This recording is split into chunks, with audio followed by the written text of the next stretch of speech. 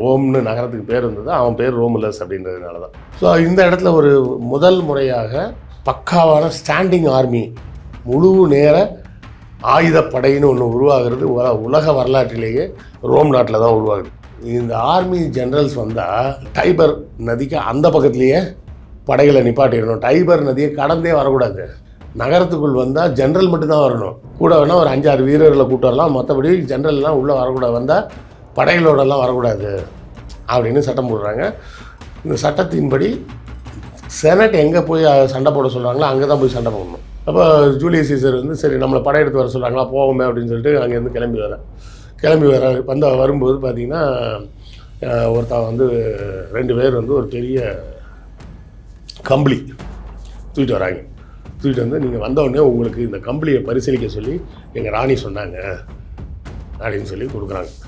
அந்த கம்பளியை உருட்டி பார்த்தா உள்ளே இருந்து கிளியோபாட்ரா வர. Dramatic entry. இதை என்ன பண்ணுறா, ரோம் மக்களோட காதல் தெய்வம் இருக்குல்ல, அஃப்ரோடைட் மாதிரியே மேக்கப் பண்ணிட்டு போகிறான். அது வந்து மக்கள் மத்தியில் பெரிய வரவேற்பு பெறும்னு பார்த்தா மக்கள் மத்தியில் கடுப்பு ஏற்றுது. இதில் 10வது குறைக்கு இவன் என்ன பண்ணுறான், அஃப்ரோடைட்டுக்கு ஒரு கோயில் கட்டுறேன்னு கட்டி ரோம் நாட்டில் உள்ள அஃப்ரோடைட் சிலையை வந்து கிளியோபாட்ரா சிலையை வச்சுட்டான். இந்த நேரத்தில் வந்து இது வந்து ஒரு பெரிய சலசலப்பை ஏற்படுத்திருச்சு.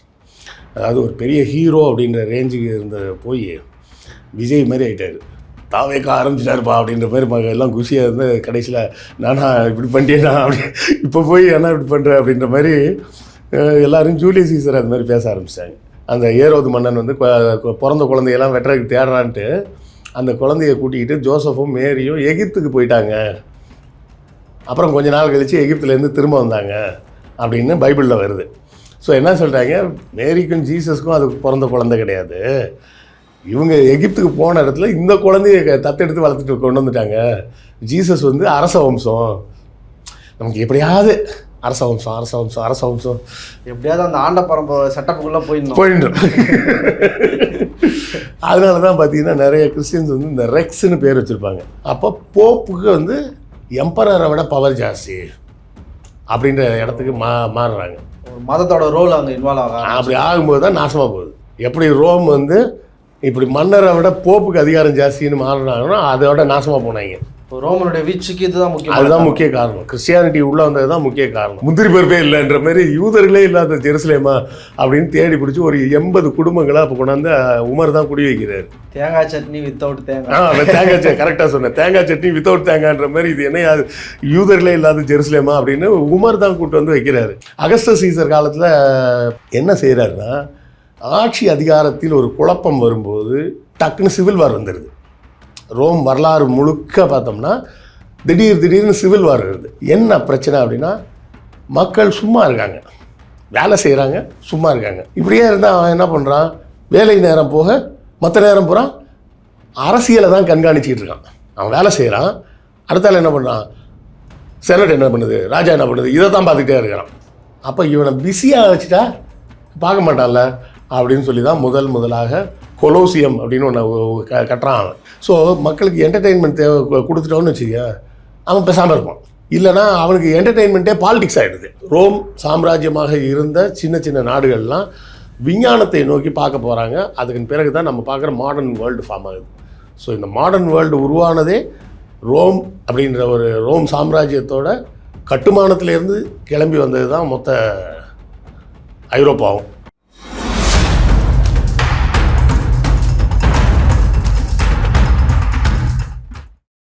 ப்ளூ பிரிண்ட் பார்வையாளர்களுக்கு வணக்கம். இன்று நம்ம இணைந்திருக்கும் சிறப்பு விருந்தினர் எழுத்தாளர் கிருஷ்ணவேல் அவர்கள். வணக்கம்மா. வணக்கம் சுபாஷ். ரோம் பேரரசு ஒரு சிறிய கிராமத்திலிருந்து ஆரம்பித்து ஐரோப்பா அப்புறம் மத்திய தரைக்கடல் வரைக்கும் அதனுடைய பேரரசு விரிந்திருக்கு. அந்த ஒரு சின்ன ஸ்பேஸ்லேருந்து எப்படி இவ்வளோ பெரிய பேரரசாக மாறினாங்க, குறிப்பாக சொல்லணுன்னா அவங்களுடைய இராணுவத்திறன், ஆட்சி முறை, நிர்வாகத்திறன் அப்படின்றது நிறைய ரிசர்ச் பண்ணி பல தகவல்கள் இருக்குது. அது எல்லாத்தையும் பார்வையாளர்கள் கொஞ்சம் சொல்லலாம்.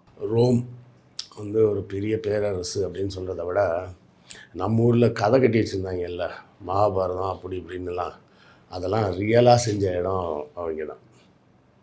அதாவது இங்கே ஃபுல்லாக கதை. அது ஈவன் கிரேக்க புராணத்தில் இருந்ததும் எல்லாம் கதைகள் தான். இலியாடு, அந்த ஒடிசி, இது எல்லாமே கதைகள் தான். ஆனால் அந்த கதைகள், கற்பனைகள், புராணங்களில் வந்த விஷயத்தை பூரா உண்மையிலே நிகழ்த்தி காட்டியது ரோம். அதுலேயும் சில புராண கதைகள்லாம் சொல்லலாம், அந்த ரேமூஸ், ரோமுலூஸ். அது வந்து உண்மையாக பொய்யான்னு தெரியாது. அப்படி தான் ஒரு கதை உருவாக்கப்பட்டது. அதாவது அப்போ வந்து இத்தாலி பகுதியில் வந்து ஆல்பா லாங்கா அப்படின்னு ஒரு சின்ன அரசு ஒன்று இருக்குது. அந்த அரசை வந்து ஒரு ராஜா ஆட்சி செய்கிறாரு. அவருக்கு ஒரு பொண்ணு, ரியான்னு பேர். ரியா சம்திங் வரும், சில்வரியான்னு சம்திங் வரும், சரியாக ஞாபகம் இல்லை. ரியான் தான் அவர் பேர். அவளுக்கு வந்து ஒரு ஏதோ ஒரு தொடர்பில் ரெட்டை குழந்தை பிறந்துருச்சு. இதை வந்து தெய்வீக குழந்தைன்னு கட்டி விட்டாங்க. அவளுக்கு வந்து அந்த அப்பா யாருன்னு தெரியாது. இதை பார்த்த உடனே அவள் கர்ப்பமாக இருக்கிறப்போ என்ன பண்ணுறான், அந்த ராஜாவோட தம்பி, இவளுக்கு குழந்தை பிறந்ததுன்னா அண்ணன் வந்து வயசாகிடுச்சு, அவனுக்கு ஒரே ஒரு பொண்ணு தான், அந்த பொண்ணுக்கு என்ன போகுது, அந்த பொண்ணு அடுத்தால அண்ணன் செத்துட்டா நம்ம தான் ராஜான்னு நினச்சிட்டு இருந்தோம். அந்த பொண்ணு இப்போ கர்ப்பமாக இருக்கான்னு தெரிஞ்ச உடனே டக்குன்னு அண்ணனை பிடிச்சி ஜெயிலில் போட்டு, இவளையும் பிடிச்சி ஜெயிலில் போட்டு, அவளுக்கு குழந்தை பிறந்த உடனே என்ன பண்ணுறான், 2 பிள்ளைங்களையும் ஒருத்தன்ட்ட கொடுத்து கொண்டு போய் கொண்டுடு அப்படின்னு சொல்லி அனுப்பிச்சி விட்றான். சினிமாவில் வர மாதிரி ஒரு கதைன்னு வச்சுக்க. அந்த ரெட்டை குழந்தைங்களை கொல்ல மனசு இல்லாமல் ஒருத்தன் என்ன பண்ணுறான், டைபர்னு அங்கே ஒரு நதி, அந்த நதியில் ஒரு கூடையில் வச்சு அனுப்பிச்சி விட்டுட்றான். அது அப்படியே போய் ஒரு இடத்துல எங்கேயோ காட்டுக்குள்ளே ஒதுங்கிருச்சு. அதை வேறு யாரோ எடுத்துலாம் வளர்க்கல, காட்டில் ஒதுங்கிருச்சு. ஒரு கதைப்படி, புராண கதைப்படி என்னென்னா, ஒரு பெண் ஓநாய் வந்து அந்த குழந்தைங்களை பார்த்து பசியில் அழுகுறதை பார்த்து அது பால் கொடுத்து வளர்த்துச்சு அப்படின்னு சொல்லி ஒரு கதை. கொஞ்ச நாள் கழித்து, ரொம்ப நாள் இல்லை, ஒரு 2 நாள் 3 நாள் அந்த மாதிரி இருந்திருக்கும். அதுக்குள்ளே காட்டில் ஆடு மேய்க்க வந்த ஒருத்தன், ஃபாஸ்டுலஸ் அப்படின்னு பேர், அவன் இந்த குழந்தைங்கள பார்த்துட்டு எடுத்துகிட்டு போய் அவன் வளர்க்க ஆரம்பிக்கிறான். ஏன்னா ஓனாயே வளர்த்து பெருசாகிடுச்சு அப்படின்னு சொன்னால் அவனுங்களுக்கு பேசக்கூட தெரியாமல் காட்டுவாசி மாதிரி ஆகிருப்பாங்க. நிறைய பேர் வந்து அந்த விஷயங்கள் புரியாமல் பேசுறது. முன்னாடி கூட கொரோனா டைமில் தான் எழுத்தாளர் ஜெயமோகன் நினைக்கிறேன், நாமின்னு ஒரு கதை எழுதினார், விஞ்ஞான புதினம் எழுதுகிறேன் அப்படின்ட்டு. அங்கே ஒரு கம்ப்யூட்டர் இருந்தது தான், அந்த கம்ப்யூட்டர் கூட பேசி அது எல்லாமே கற்றுக்கிட்டாவ அப்படின்னு. கம்ப்யூட்டர் கூட பேசணுன்னா முதல்ல இந்த பொண்ணுக்கு பேச தெரியணும்ல. கம்ப்யூட்டருக்கு எல்லாம் தெரியும், நீ போய் சாட்ஜிபிடி இருக்குப்பா, சாட்ஜிபிடிக்கு எல்லாமே தெரியும். உனக்கு என்ன வேணும்னு நீ கேட்டால் தானே சாட்ஜிபிடி எடுத்து கொடுக்கும். நீ ஒன்றுமே கேட்காம அதை எடுத்து கொடுக்குமா? அந்த மாதிரி லூஸ் மாதிரி அந்த ஆள் கதை எழுதி வச்சுருந்தானுங்களா. ஸோ இங்கே அந்த மாதிரி எதாமல் தெளிவாக எழுதியிருப்பாங்க. ஃபாஸ்டுலஸ்ன்னு சொல்லி ஒரு ஆடு மேய்க்கிறவன் கொண்டு போய் வளர்த்து பெருசானதுக்கப்புறம் அவங்களுக்கு அப்புறம் தான் தெரிய வருது, நம்ம வந்து அரச குடும்பத்தை சேர்ந்தவங்க, நம்ம சும்மா இங்கே சுற்றுறோம் அப்படின்னு தெரிஞ்ச உடனே சரின்னு படைய ஆளுங்களை ரெடி பண்ணிட்டு போய் சித்தப்பாவை அடித்து காலி பண்ணிட்டு, தாத்தாவை சின்ன தாத்தாவை அடித்து காலி பண்ணிட்டு பெரிய தாத்தாவை மீட்டு அவரை அந்த ஆல்பாலங்காவுக்கு ராஜாவாக்கிட்டு இருக்காங்க. இப்போ அவங்களுக்கு என்ன தோணுதுன்னா, இந்த கதையும் வந்து ஒன்றும் பெருசாக சொந்த கதையெல்லாம் கிடையாது. பொதுவாகவே பார்த்திங்கன்னா இந்த கதைகள் பூராமே எங்கேயோ ஏதாவது ஒரு இடத்துல ஒரு ட்ரெடிஷன்லேருந்து தான் எடுத்திருப்பாங்க. மூலக்கதை எங்கேயாவது ஒன்று இடத்துல. ஆமாம், எங்கேயோ ஒரு இடத்துல ஒரு மூலக்கதை இருக்கும். பெரும்பாலான மூலக்கதைகள் பூரா எங்கே இருக்குன்னா சுமேரியாலையும் எகிப்துலேயும் இருக்கும். ஏன்னா அது 2 தான் ரொம்ப பழமையான நாகரிகங்கள். அந்த மாதிரி இது வந்து எகிப்தில் உள்ள கதை. இசிஸ், ஒசிரிஸ், சேத் அப்படின்னு கதை. இசிஸை கொண்டுட்டாங்க, ஒசிரிஸை கொண்டுடுவாங்க. இசிஸ் வந்து பொண்ணு, அவளுக்கும் ஒசிரிஸுக்கும் பிறந்த பையன்தான் ஹோரஸ்னு பேர். அந்த ஹோரஸ் வந்து திரும்ப வளர்ந்து வந்து சித்தப்பாவை போட்டுத்தலனா அப்படின்ற மாதிரி அதே மாடலில் தான் இங்கேயும் சின்ன தாத்தாவை போட்டுத்தலாம் அப்படின்ற மாதிரி இங்கே அந்த மாதிரி ஒரு கதை கட்டியிருப்பாங்க. இவங்கெல்லாம் வந்து கேட்டால் நாங்கள்லாம் வந்து அந்த ட்ராய் வம்சத்துலேருந்து வந்தவங்க. இப்போ நம்ம இங்கே சொல்லிக்கிறாங்கல்ல மன்னர்கள்லாம், நாங்கள் வந்து சூரிய வம்சம், சந்திர வம்சம் அப்படின்லாம். அது மாதிரி அவங்களும் ட்ராயில் இந்த ஒரு கேரக்டர் எடுத்து அந்த கேரக்டரோட வம்சத்தில் வந்தவங்கலாம் அப்படிலாம் சொல்லிகிட்டு இருப்பாங்க. அந்த புராண கதையெல்லாம் பெருசாக ஒன்றும் இன்ட்ரெஸ்டிங்கான விஷயம் கிடையாது. அதுக்கப்புறம் பார்த்தோன்னா அவர்கள் 2 பேரும் முடிவு பண்ணுறாங்க, நாம் வந்து ஒரு பெரிய நகரத்தை உருவாக்குவோம், ஒரு பெரிய ராஜ்யத்தை உருவாக்குவோம் அப்படின்னு சொல்லி பிளான் பண்ணுறாங்க. அப்படி பிளான் பண்ணும்போது தான் என்ன பண்ணுறாங்க, ஒரு அவர்கள்ன்றது யாருன்னா ரீமஸ் அப்படின்னு பேர், பேரை சொல்ல மறந்துட்டேன். அண்ணன் தம்பி ரெட்டை பிள்ளைங்கன்னு தான் சொல்லிகிட்டே இருந்தேன், பேர் சொல்ல மறந்துட்டேன்ல. ரோமுலஸ் ரீமுலஸ், அதுதான் அவங்க 2 பேர் பேர். ஆனால் அவங்க 2 பேரும் போய் ஒரு இடத்த தேர்ந்தெடுக்கிறாங்க. அதாவது 7 மலைகள் சூழ்ந்த ஒரு இடம். சரியா? அதில் வந்து என்ன புரிஞ்சுக்கலாம்னா, நீ ட்ரெடிஷ்னலாகவே 7 மலைக்கு நடுவில் ஏதாவது ஒரு கட்டமைப்பை உருவாக்குனா அது பெரிய பணக்கார அமைப்பாக உருவாகிடும். உதாரணம் ரோம், இன்னொன்று திருப்பதி. சரியா? ஆரம்பம் தான் சின்னதாக இருக்கும், அப்புறம் பார்த்தா பயங்கரமாக உலகத்தில் நம்பர் 1 பணக்கார நாடு எதுனா இன்றைக்கி தேதிக்கு வேட்டிக்கன் தான் பழைய ரோம். நம்பர் 2 வந்து திருப்பதி தான். இந்த 2 இடம் தான் கலெக்ஷனில் டாப்பில் இருக்கிற இடம். அப்போ இனிமேல் யாராவது சாமியார், அதாவது ஆன்மீக ரீதியாக சொல்கிறீங்க, சாமியார் இருந்தாங்க, யாராவது சாமியார் ஆசிரமம் ஆரம்பிக்கணும்னு பிளான் பண்ணிங்கன்னா எங்கே 7 மலை இருக்குன்னு தேடி பார்த்து போங்க. 3வது காவத்தர் வந்துனுங்கிறாரு. யார்? கைலாசா வந்துட்டாரா? சரி. ஒரு 7 மலை இருக்கிற இடமா லொக்கேஷனை பார்த்து போட்டிங்கன்னா கலெக்ஷன் ஓஹோன்னு இருக்கும். ஸோ பார்த்துட்டு அந்த இடத்துல நகரத்தை உருவாக்கணும்னு பிளான் பண்ணுறாங்க. தம்பிக்கும் அண்ணனுக்கும் சண்டை வந்துடுது, எந்த இடத்த சூஸ் பண்ணுறதுன்னு. தம்பி ஒரு இடத்த சூஸ் பண்ணி இங்கே வைக்கலான்றான், அண்ணன் இன்னொரு இடத்த சூஸ் பண்ணி இங்கே கட்டலாம் அப்படின்றான். சண்டையில் சரி நம்ம வந்து கடவுள் என்ன சொல்கிறாருன்னு பார்ப்போம், கடவுள் எங்கே குறி சொல்கிறாருன்னு பார்ப்போம் அப்படின்றாங்க.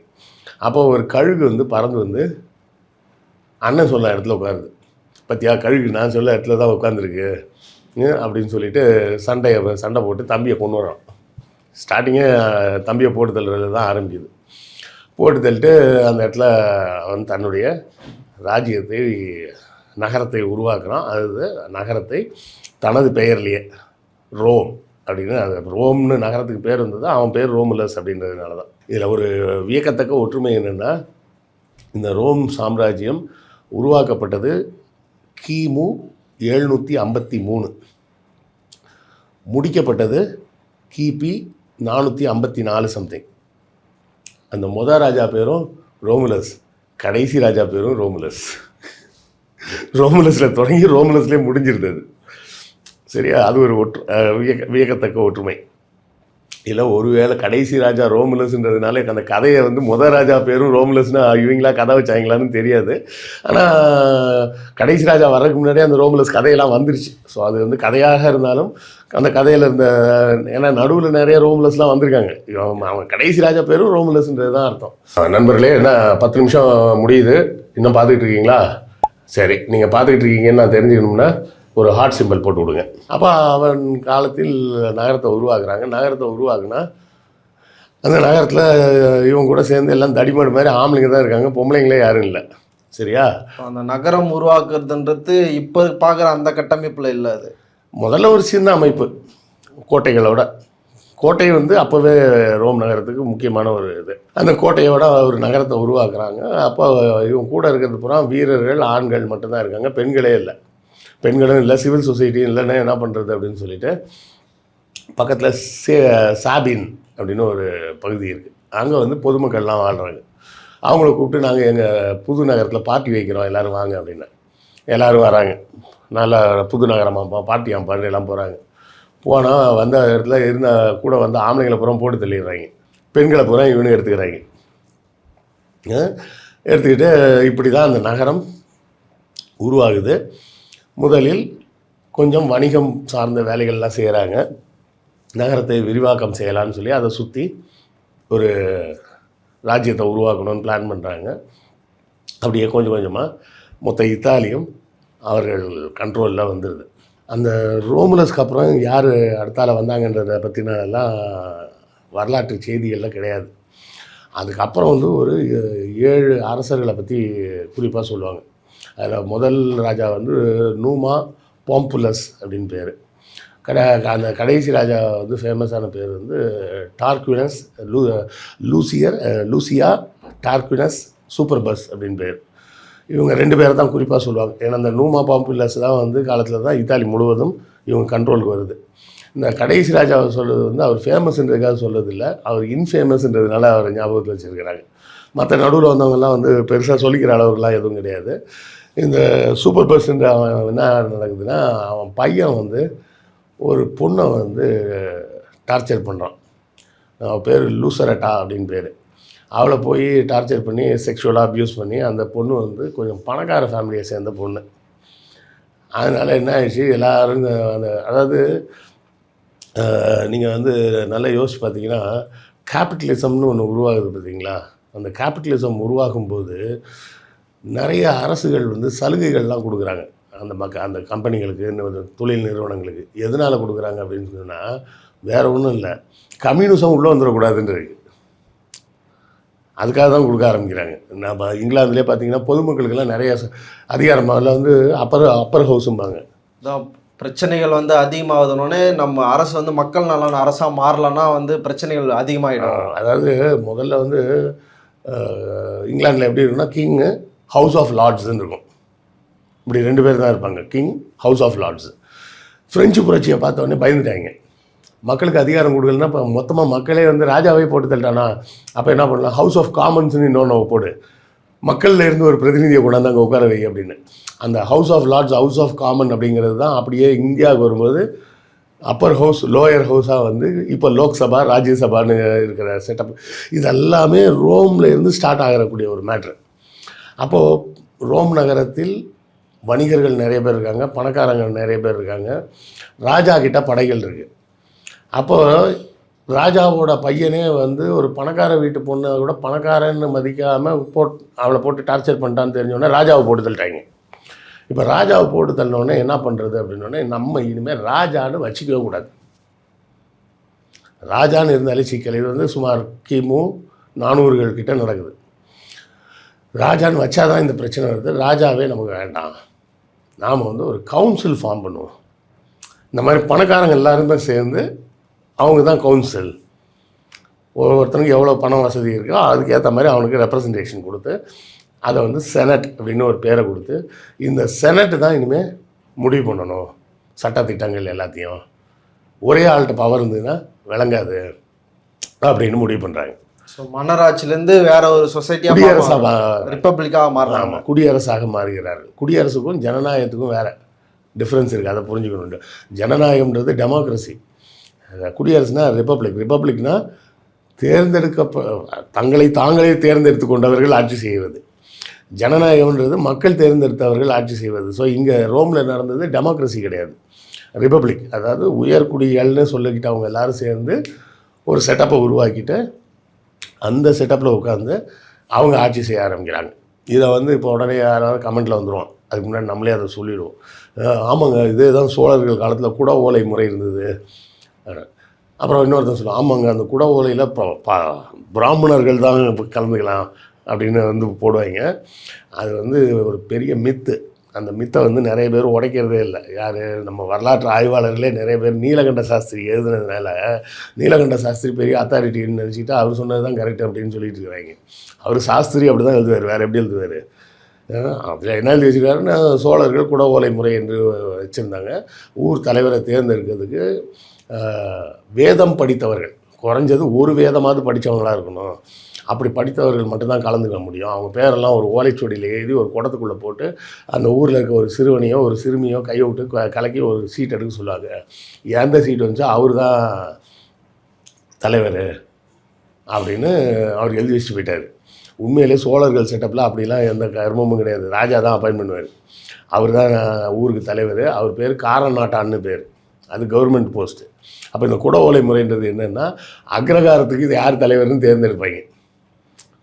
சரியா? அக்ரகாரம் சார்பாக எல்லாரும் போய் நிற்க முடியாதுன்றதுக்காக அக்ரகாரத்துக்கு ஒருத்தர் தேர்ந்தெடுப்பாங்க. இதை வந்து நீ இந்த பேர் நான் அக்ரஹாரம்னு இப்போ புதுசாக சொல்கிறேன்னு நினச்சிக்க வேண்டாம். இது வந்து அன்பில் செப்பேட்லேயே இருக்குது. பிரேம அக்ரஹாரம், பிரேம அக்ரஹாரம்ன்ற ஒரு பகுதியில் தான் அவருக்கு அனிருத்தருக்கு நிலம் கொடுத்தாங்கன்ற இதெல்லாம். ஸோ அது சோழர்கள் விட்டுருவோம். இங்கே வாங்க, இப்போ இங்கே வந்து ரிப்பப்ளிக்கில் ஃபஸ்ட்டு யாரை தேர்ந்தெடுக்கிறாங்க? யாரையும் தேர்ந்தெடுக்க மாட்டாங்க. ரிப்பப்ளிக்கு ஒரு தலைவர்லாம் தேர்ந்தெடுக்க மாட்டாங்க. பிரசிடென்ட்டு, பிரைம் மினிஸ்டர் மாதிரிலாம் கிடையாது. ஒரு 50 பேர் இருப்பாங்க. ஓட்டு வாக்கெடுப்பு விடுவாங்க. பெரும்பான்மை ஓகேன்னு சொல்லிட்டாங்கன்னா அது சட்டமாயிடும். அவ்வளோதான். ஓகே. 30 பேர் ஓகேன்ட்டாங்க, 20 பேர் வேணான்னு சொல்லிட்டாங்கன்னா 30 பேர் ஓகே சொல்லிட்டாங்க, அதனால் அது சட்டம். அப்படி தான் வச்சுருக்காங்க. ஸோ மொத்த அதிகாரமும் இந்த செனட் கிட்ட இருக்குது. அப்போ என்ன ஆகுதுன்னா, இந்த செனட் வந்து அடுத்த கட்டமாக நகரும் அப்படின்னு சொல்லி ஆர்மியை வந்து உருவாக்குவோம், ஆர்மியை வந்து ஒரு கண்ட்ரோல்டு ஆர்மியாக மாற்றணும் அப்படின்னு சொல்லி பிளான் பண்ணி ஆர்மிகளை உருவாக்குறாங்க. அப்படி இதெல்லாம் உருவாகக்கூடிய காலகட்டம் வந்து கிட்டத்தட்ட கிபி 100லேருந்து இந்த வேலைகள்லாம் ஆரம்பிச்சிச்சு. கிட்டத்தட்ட ஒரு 300 வருஷத்துக்கு மேலே அந்த செனட்லேயே தான் ரூல் போயிட்டுருக்கு. அப்போ கிபி 100களில் இதெல்லாம் ஆரம்பிக்கும்போது இந்த ஜென்ரல்ஸ் எல்லாம் வந்து அந்த படைகளுக்கு தளபதி இருப்பாங்கள்ல, அவர்கள் பவர்ஃபுல்லாக மாறுறாங்க. என்னென்னா அந்த படையில் இருக்கக்கூடிய வீரர்கள் அந்த செனட்டுக்கு லாயலாக இருக்கிறத விட ஜென்ரலுக்கு தான் லாயலாக இருக்காங்க. நேச்சுரலாக அப்படி தானே இருப்பாங்க. ஒரு ஜென்ரல் இருக்கான், அவன்கிட்ட ஒரு 5000 பேர் இருக்கான் அப்படின்னா அந்த 5000 பேர் டெய்லி பார்க்குறது இந்த ஜென்ரலில் தான் பார்ப்பான். அந்த செனட் அவன் எங்கேயோ இவனுங்க எல்லாம் சொன்ன நாம் இங்கே போய் சண்டை ஓடிட்டு இருப்போம், அவன் பூரா செனட்டில் பார்த்து நல்லா ஜாலியாக குடிச்சிட்டு கூத்தடிச்சிட்டு இருப்பாங்க. இதெல்லாம் நம்ம வேடிக்கை பார்க்கணுமா அப்படின்னு தானே அவனுக்கு தோணும் பொதுவாகவே. ஒரு பிரான்ச் ஆஃபீஸில் வேலை பார்க்குறவன் யார்கிட்ட லாயலாக இருப்பான்? பிரான்ச் மேனேஜர்கிட்ட லாயலாக இருப்பானா? ஹெட் ஆஃபீஸில் இருக்க ஜிஎம்கிட்ட இருப்பானா? இல்லை, இப்போ நம்ம பார்க்குறோமே இராணுவங்கள்லாம் ஆட்சியை பிடிக்குதுல்ல. ஆமாம். ஸோ அப்போ இவங்க என்ன பண்ணுறாங்க, ஒரு சட்டம் போடுறாங்க. இந்த ஆர்மி ஜென்ரல்ஸ் வந்தால் அந்த டைபர் நதிக்கு அந்த பக்கத்துலேயே படைகளை நிப்பாட்டிடணும். டைபர் நதியை கடந்தே வரக்கூடாது. நகரத்துக்குள் வந்தால் ஜென்ரல் மட்டும்தான் வரணும். கூட வேணால் ஒரு 5-6 வீரர்களை கூட்டு வரலாம், மற்றபடி ஜென்ரல்லாம் உள்ளே வரக்கூடாது, வந்தால் படைகளோடலாம் வரக்கூடாது அப்படின்னு சட்டம் போடுறாங்க. இந்த சட்டத்தின்படி செனட் எங்கே போய் சண்டை போட சொல்கிறாங்களோ அங்கே தான் போய் சண்டை போடணும். ஸோ இந்த இடத்துல ஒரு முதல் முறையாக ஒரு பக்காவான ஸ்டாண்டிங் ஆர்மி, முழு நேர ஆயுதப்படைன்னு ஒன்று உருவாகிறது உலக வரலாற்றிலேயே ரோம் நாட்டில் தான் உருவாகுது. இந்த டைமில் வந்து என்னென்ன ஏன் இந்த ஆர்மியை அவங்க உருவாக்குறாங்க அப்படின்னு பார்த்திங்கன்னா, ஆப்பிரிக்காவோட வடக்கு பகுதியில் இப்போ இருக்கக்கூடிய நைஜீரியா அந்த பகுதியெல்லாம் சேர்த்து நீங்கள் வச்சுக்கலாம். அந்த பகுதியில் வந்து பார்த்திங்கன்னா கார்த்தேஜ் அப்படின்னு ஒரு நகரம் இருக்குது. இந்த கார்த்தேஜின்ற நாடு தான் வந்து வணிகத்தை கட்டுப்படுத்துது. அது வந்து என்ன பண்ணுதுன்னா, ஏன்னா அங்கே தான் மத்திய தரைக்கடல் நடுவில் இருக்குன்னா மேலே இத்தாலி ரோம் இருக்குது, கீழே தெற்கே வந்து கார்த்தேஜ் இருக்குது. அப்போ வந்து ரொம்ப ஸ்ட்ராங்காக இருக்கக்கூடியது 2 இதுதான், ஒன்று எகிப்து, இன்னொன்று கார்த்தேஜ் வந்து அப்போ ஹனிபால் அப்படின்னு சொல்லி ஒரு ராஜா வரான். அவன் வந்து மிலிட்ரியில் ஸ்ட்ராங்னாலும் அவன் என்ன பண்ணுறான், ரோமோட வணிகத்தை கட்டுப்படுத்துகிறான். நான் சொல்கிற பொருளை தான் நீ வாங்க முடியும், இல்லைனா வாங்க முடியாது அப்படின்றான். ஸோ இங்கே தமிழ்நாடு போன்ற சீனா மற்றும் தமிழ்நாடு போன்ற பகுதியிலேருந்து வரக்கூடிய பொருட்கள்லாம் எங்கே வந்து சேரும்? ஒன்று சில்க் ரூட் வழியாக அரபு தேசத்து வழியாக வரும், இல்லைனா செங்கடல் வழியாக வரும். வந்தாலும் எகிப்து கார்த்தேஜ் இந்த பகுதியோட தான் வர முடியும். ஏன்னா கப்பலை தூக்கிட்டு தலைமையிலையாக தூக்கிட்டு அந்த பக்கம் போய் இறக்க முடியும். அப்போ சுயஸ் கேனல் கிடையாது. அப்போ இந்த பகுதி வந்து ரொம்ப ஒரு வாண்டேஜ் பாயிண்ட்டாக மாறிடுது. இந்த வாண்டேஜ் பாயிண்ட்டை தாண்டி அவங்களால போக முடியல. அப்போ இந்த ஹனிபால் என்ன பண்ணுறான்னா, நான் இந்த ரோம் வந்து ரொம்ப அட்டகாசம் பண்ணுறாங்க, இவனுக்கு ஒரு பாடம் கற்பிப்போம் அப்படின்னு சொல்லிட்டு சண்டைக்கு போகிறான். சண்டைக்கு போகும்போதெல்லாம் தோற்று போயிடுறான். ஏன்னா கடல் வழியாக போகும்போது இவன்கிட்ட எவ்வளோ பவர்ஃபுல்லான கடற்படை இருக்கோ அதுக்கு ஈக்குவலாக அவன்கிட்டையும் கடற்படை இருக்குது. அவனால் ஜெயிக்க முடியல. சரின்னு ஒரு ஐடியா பண்ணி என்ன பண்ணுறான், இப்படிக்கா போகும் அப்படின்னு சொல்லி மொத்த படைகள், அப்போவே யானை படையெல்லாம் வச்சுருந்தவன் அவன், அது ஆப்பிரிக்கா யானை. அந்த யானை படைகளோட இப்படியே போய் இந்த ஜிப்ரால்டர் ஸ்ட்ரைட்டுன்னு சொல்லுவாங்கல்ல, மொராக்கோ பகுதியில், அந்த வழியாக போய் ஸ்பெயின்குள்ளே போய் தர வழியாகவே போய் இட்டாலியோட வடக்கு பகுதிக்கு வந்து ஆல்ப்ஸ் மலைகள் இருக்குல்ல, ஆல்ப்ஸ் மலைகள் வழியாக மலைகளை கடந்து வந்து உள்ள சண்டைக்காரன். அந்த ஆல்ப்ஸ் மலையெல்லாம் போய் சுற்றிட்டு வந்ததில் கொஞ்சம் குழப்பம் பிரச்சனையாகி போச்சு. ஏன்னா பனிமலையில் யானைகளெல்லாம் கூட்டிகிட்டு வரணும், ரதத்தெல்லாம் கொண்டு வரணும், அது ரொம்ப பெரிய பிரச்சனை. ஆனாலும் அவன் ரோமுக்கு ஏற்படுத்திய சேதம் வந்து மிகப்பெரிய சேதம். ஆனால் அவன் கொல்லப்பட்டான்னு வச்சிங்களேன். அவன் கொல்லப்பட்டு மிகப்பெரிய சேதம் அடைஞ்ச உடனே தான் பயந்து போய் தான் இந்த செனட் என்ன பண்ணுது, இராணுவத்தோட, அது வேற இராணுவத்தை பற்றி அவங்க பெருசாக யோசிக்கலை. செனட் வந்து வணிகம், வரி வசூல், ஒரு பாதுகாப்புக்காக மட்டும் வச்சுட்டு. ஆமாம், மெயினாக வணிகம், பாதுகாப்புக்கு ஒரு சின்ன படை, வரி வசூல், எல்லாம் பணக்காரன் பூரா என்ன பண்ணுவான், வியாபாரம் நடந்தால் போதும், சரக்கு போட்டால் போதுன்னு ஜாலியாக இருப்பாங்க. அதுலேயும் ரோம் நகரத்துலலாம் எப்படி சாப்பிடுவாங்களான்னா, சாப்பாட்டு பிரியர்கள்னால் அப்படி ஒரு சாப்பாட்டு பிரியர்னா என்ன பண்ணுவாங்களாம், நல்லா ஃபுல்லாக சாப்பிட்ருவாங்களாம். எல்லாம் சாப்பிட்டு இன்னும் சாப்பிடணுமே அப்படின்னு சொல்லிட்டு என்ன பண்ணுவாங்களாம், பக்கத்தில் பாத்ரூமில் போய் கையை உள்ளே விட்டு ஃபுல்லாக வாமிட் பண்ணிவிட்டு திரும்ப க்ளீன் பண்ணிட்டு மறுபடியும் வந்து சாப்பிடுவாங்களாம். அப்படின்னா எவ்வளோ கொளுத்த வாழ்க்கையை வாழ்ந்துருப்பாங்கன்னு பேர். தின்ன சோத்தை கையோட்டு வாந்தி எடுத்துட்டு திரும்பவும் திம்பாங்களாம். ருசி அப்படி இருந்தவங்க இந்த மாதிரி ஒரு பெரிய படையெடுப்பு வந்தால் நம்ம நகரமே கிட்டத்தட்ட அழிஞ்ச மாதிரி ஆகிப்போச்சு. அப்போ படைகள் வேணும்னு முடிவு பண்ணி தான் அதுக்கப்புறம் தான் இந்த ஸ்டாண்டிங் ஆர்மின்றதெல்லாம் உருவாக்கி பல தளபதிகள் ஒவ்வொருத்தரும் ஒவ்வொரு தளபதியும் ஒவ்வொரு பகுதிகளுக்கு சண்டை போடுறதுக்கு ரெடியாக வச்சுருக்காங்க. இப்படி இருந்துகிட்டு இருக்கக்கூடிய கட்டத்தில் சுமார் கிமு 60 அந்த காலகட்டங்களில் இந்த படைகள்லேருந்து ஒருத்தன் வந்து ஒரு பெரிய ஜென்ரலாக உருவாகிறான். அவன் பேர் தான் the famous Julius Caesar. Rome calendar வந்து வித்தியாசமாக இருக்கும்.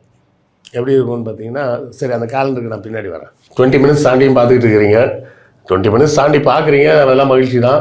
அந்த சப்ஸ்கிரைப் பட்டன் அதை கொஞ்சம் அமுக்கி விட்டிங்கன்னா நல்லாயிருக்கும்ல. ஸோ 20 நிமிஷம் தாண்டி பார்த்தவங்க கொஞ்சம் இந்த சப்ஸ்கிரைப் பட்டனையும் பெல் பட்டனையும் சேர்த்து முடிஞ்சால் அமுக்குங்க, இல்லை குறைஞ்சபட்சம் சப்ஸ்கிரைப் பட்டனை அமுக்குங்க.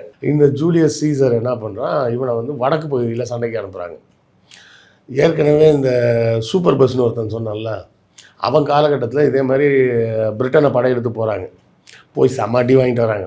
ரோம் வந்து பல தடவை போய் சண்டை போட போயிட்டு அடி வாங்கினது பிரிட்டனில் தான். ஏன்னா பிரிட்டன் அவனுக்கு சண்டைக்கு போனதுக்கு முக்கிய காரணம் என்னென்னா, அங்கே டின் அப்படின்னு சொல்லக்கூடிய ஒரு உலோகம் கிடைக்குது. அந்த டின் அப்படின்ற உலோகத்துக்கு தமிழில் எனக்கு என்ன பேருன்னு தெரில, தகரம்னு சொல்ல முடியாது அதை. அந்த டின் வந்து எதுக்கு முக்கியமாக பயன்படுதுன்னா, அந்த காலகட்டம் வந்து இரும்பு வந்து பயன்பாட்டுக்கு பெருசாக வராத காலகட்டம்.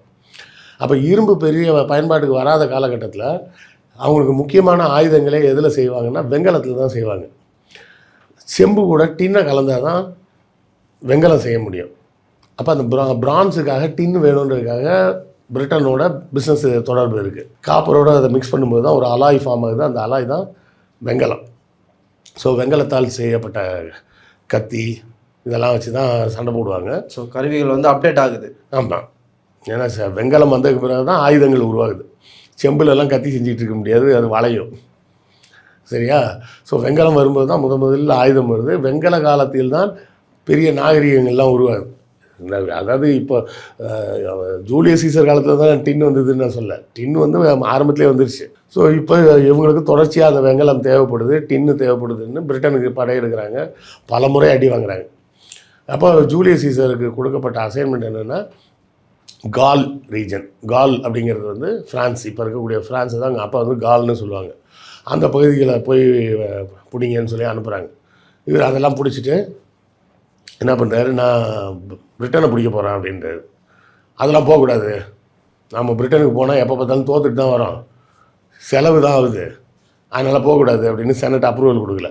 நீ என்ன மயிர் அப்ரூவல் கொடுக்குறது, நான் போகிறேன்டா அப்படின்னு சொல்லிட்டு அவன் வந்துட்டு கிளம்பி போயிட்டான். கிளம்பி போனவன் அப்போ தான் முதல்ல ஆரம்பிக்கிறது இந்த டிவைட் அண்ட் ரூல் அப்படிங்கிறது. அங்கே இருக்கிற பிரிட்டனை சேர்ந்தவரில் 2ஆக பிரித்து ஒரு குரூப்பை முதல்ல அடித்து இன்னொரு குரூப்பை அடித்து இங்கிலாண்டை பிடிச்சிட்டான். இங்கிலாண்டை பிடிச்சிட்டான்னு செய்தி வந்தோடனே செனட் என்ன பண்ணுது, ஒரு நோட்டீஸ் அனுப்புது. இனிமேல் நீ ஜென்ரல் கிடையாது, உன்னை பதவி இறக்குறோம், நீ ரோம்குள்ளே வரக்கூடாது, உன்னை நாடு கடத்துகிறோம். இது எப்போ நடக்குதுன்னா கிமு 49ன்னு நினைக்கிறேன். ஆமாம், கிமு 49. அவன் வந்து ரொம்ப காலம் ராஜாவாலாம் இல்லை, அதுதான் அதில் ஒரு கொடுமை. பல காலத்துக்கு அப்புறம் அவன் ராஜாவாக வந்து தான் வந்தான், ஆனால் ரொம்ப காலம் ராஜாவாக இருக்கலை.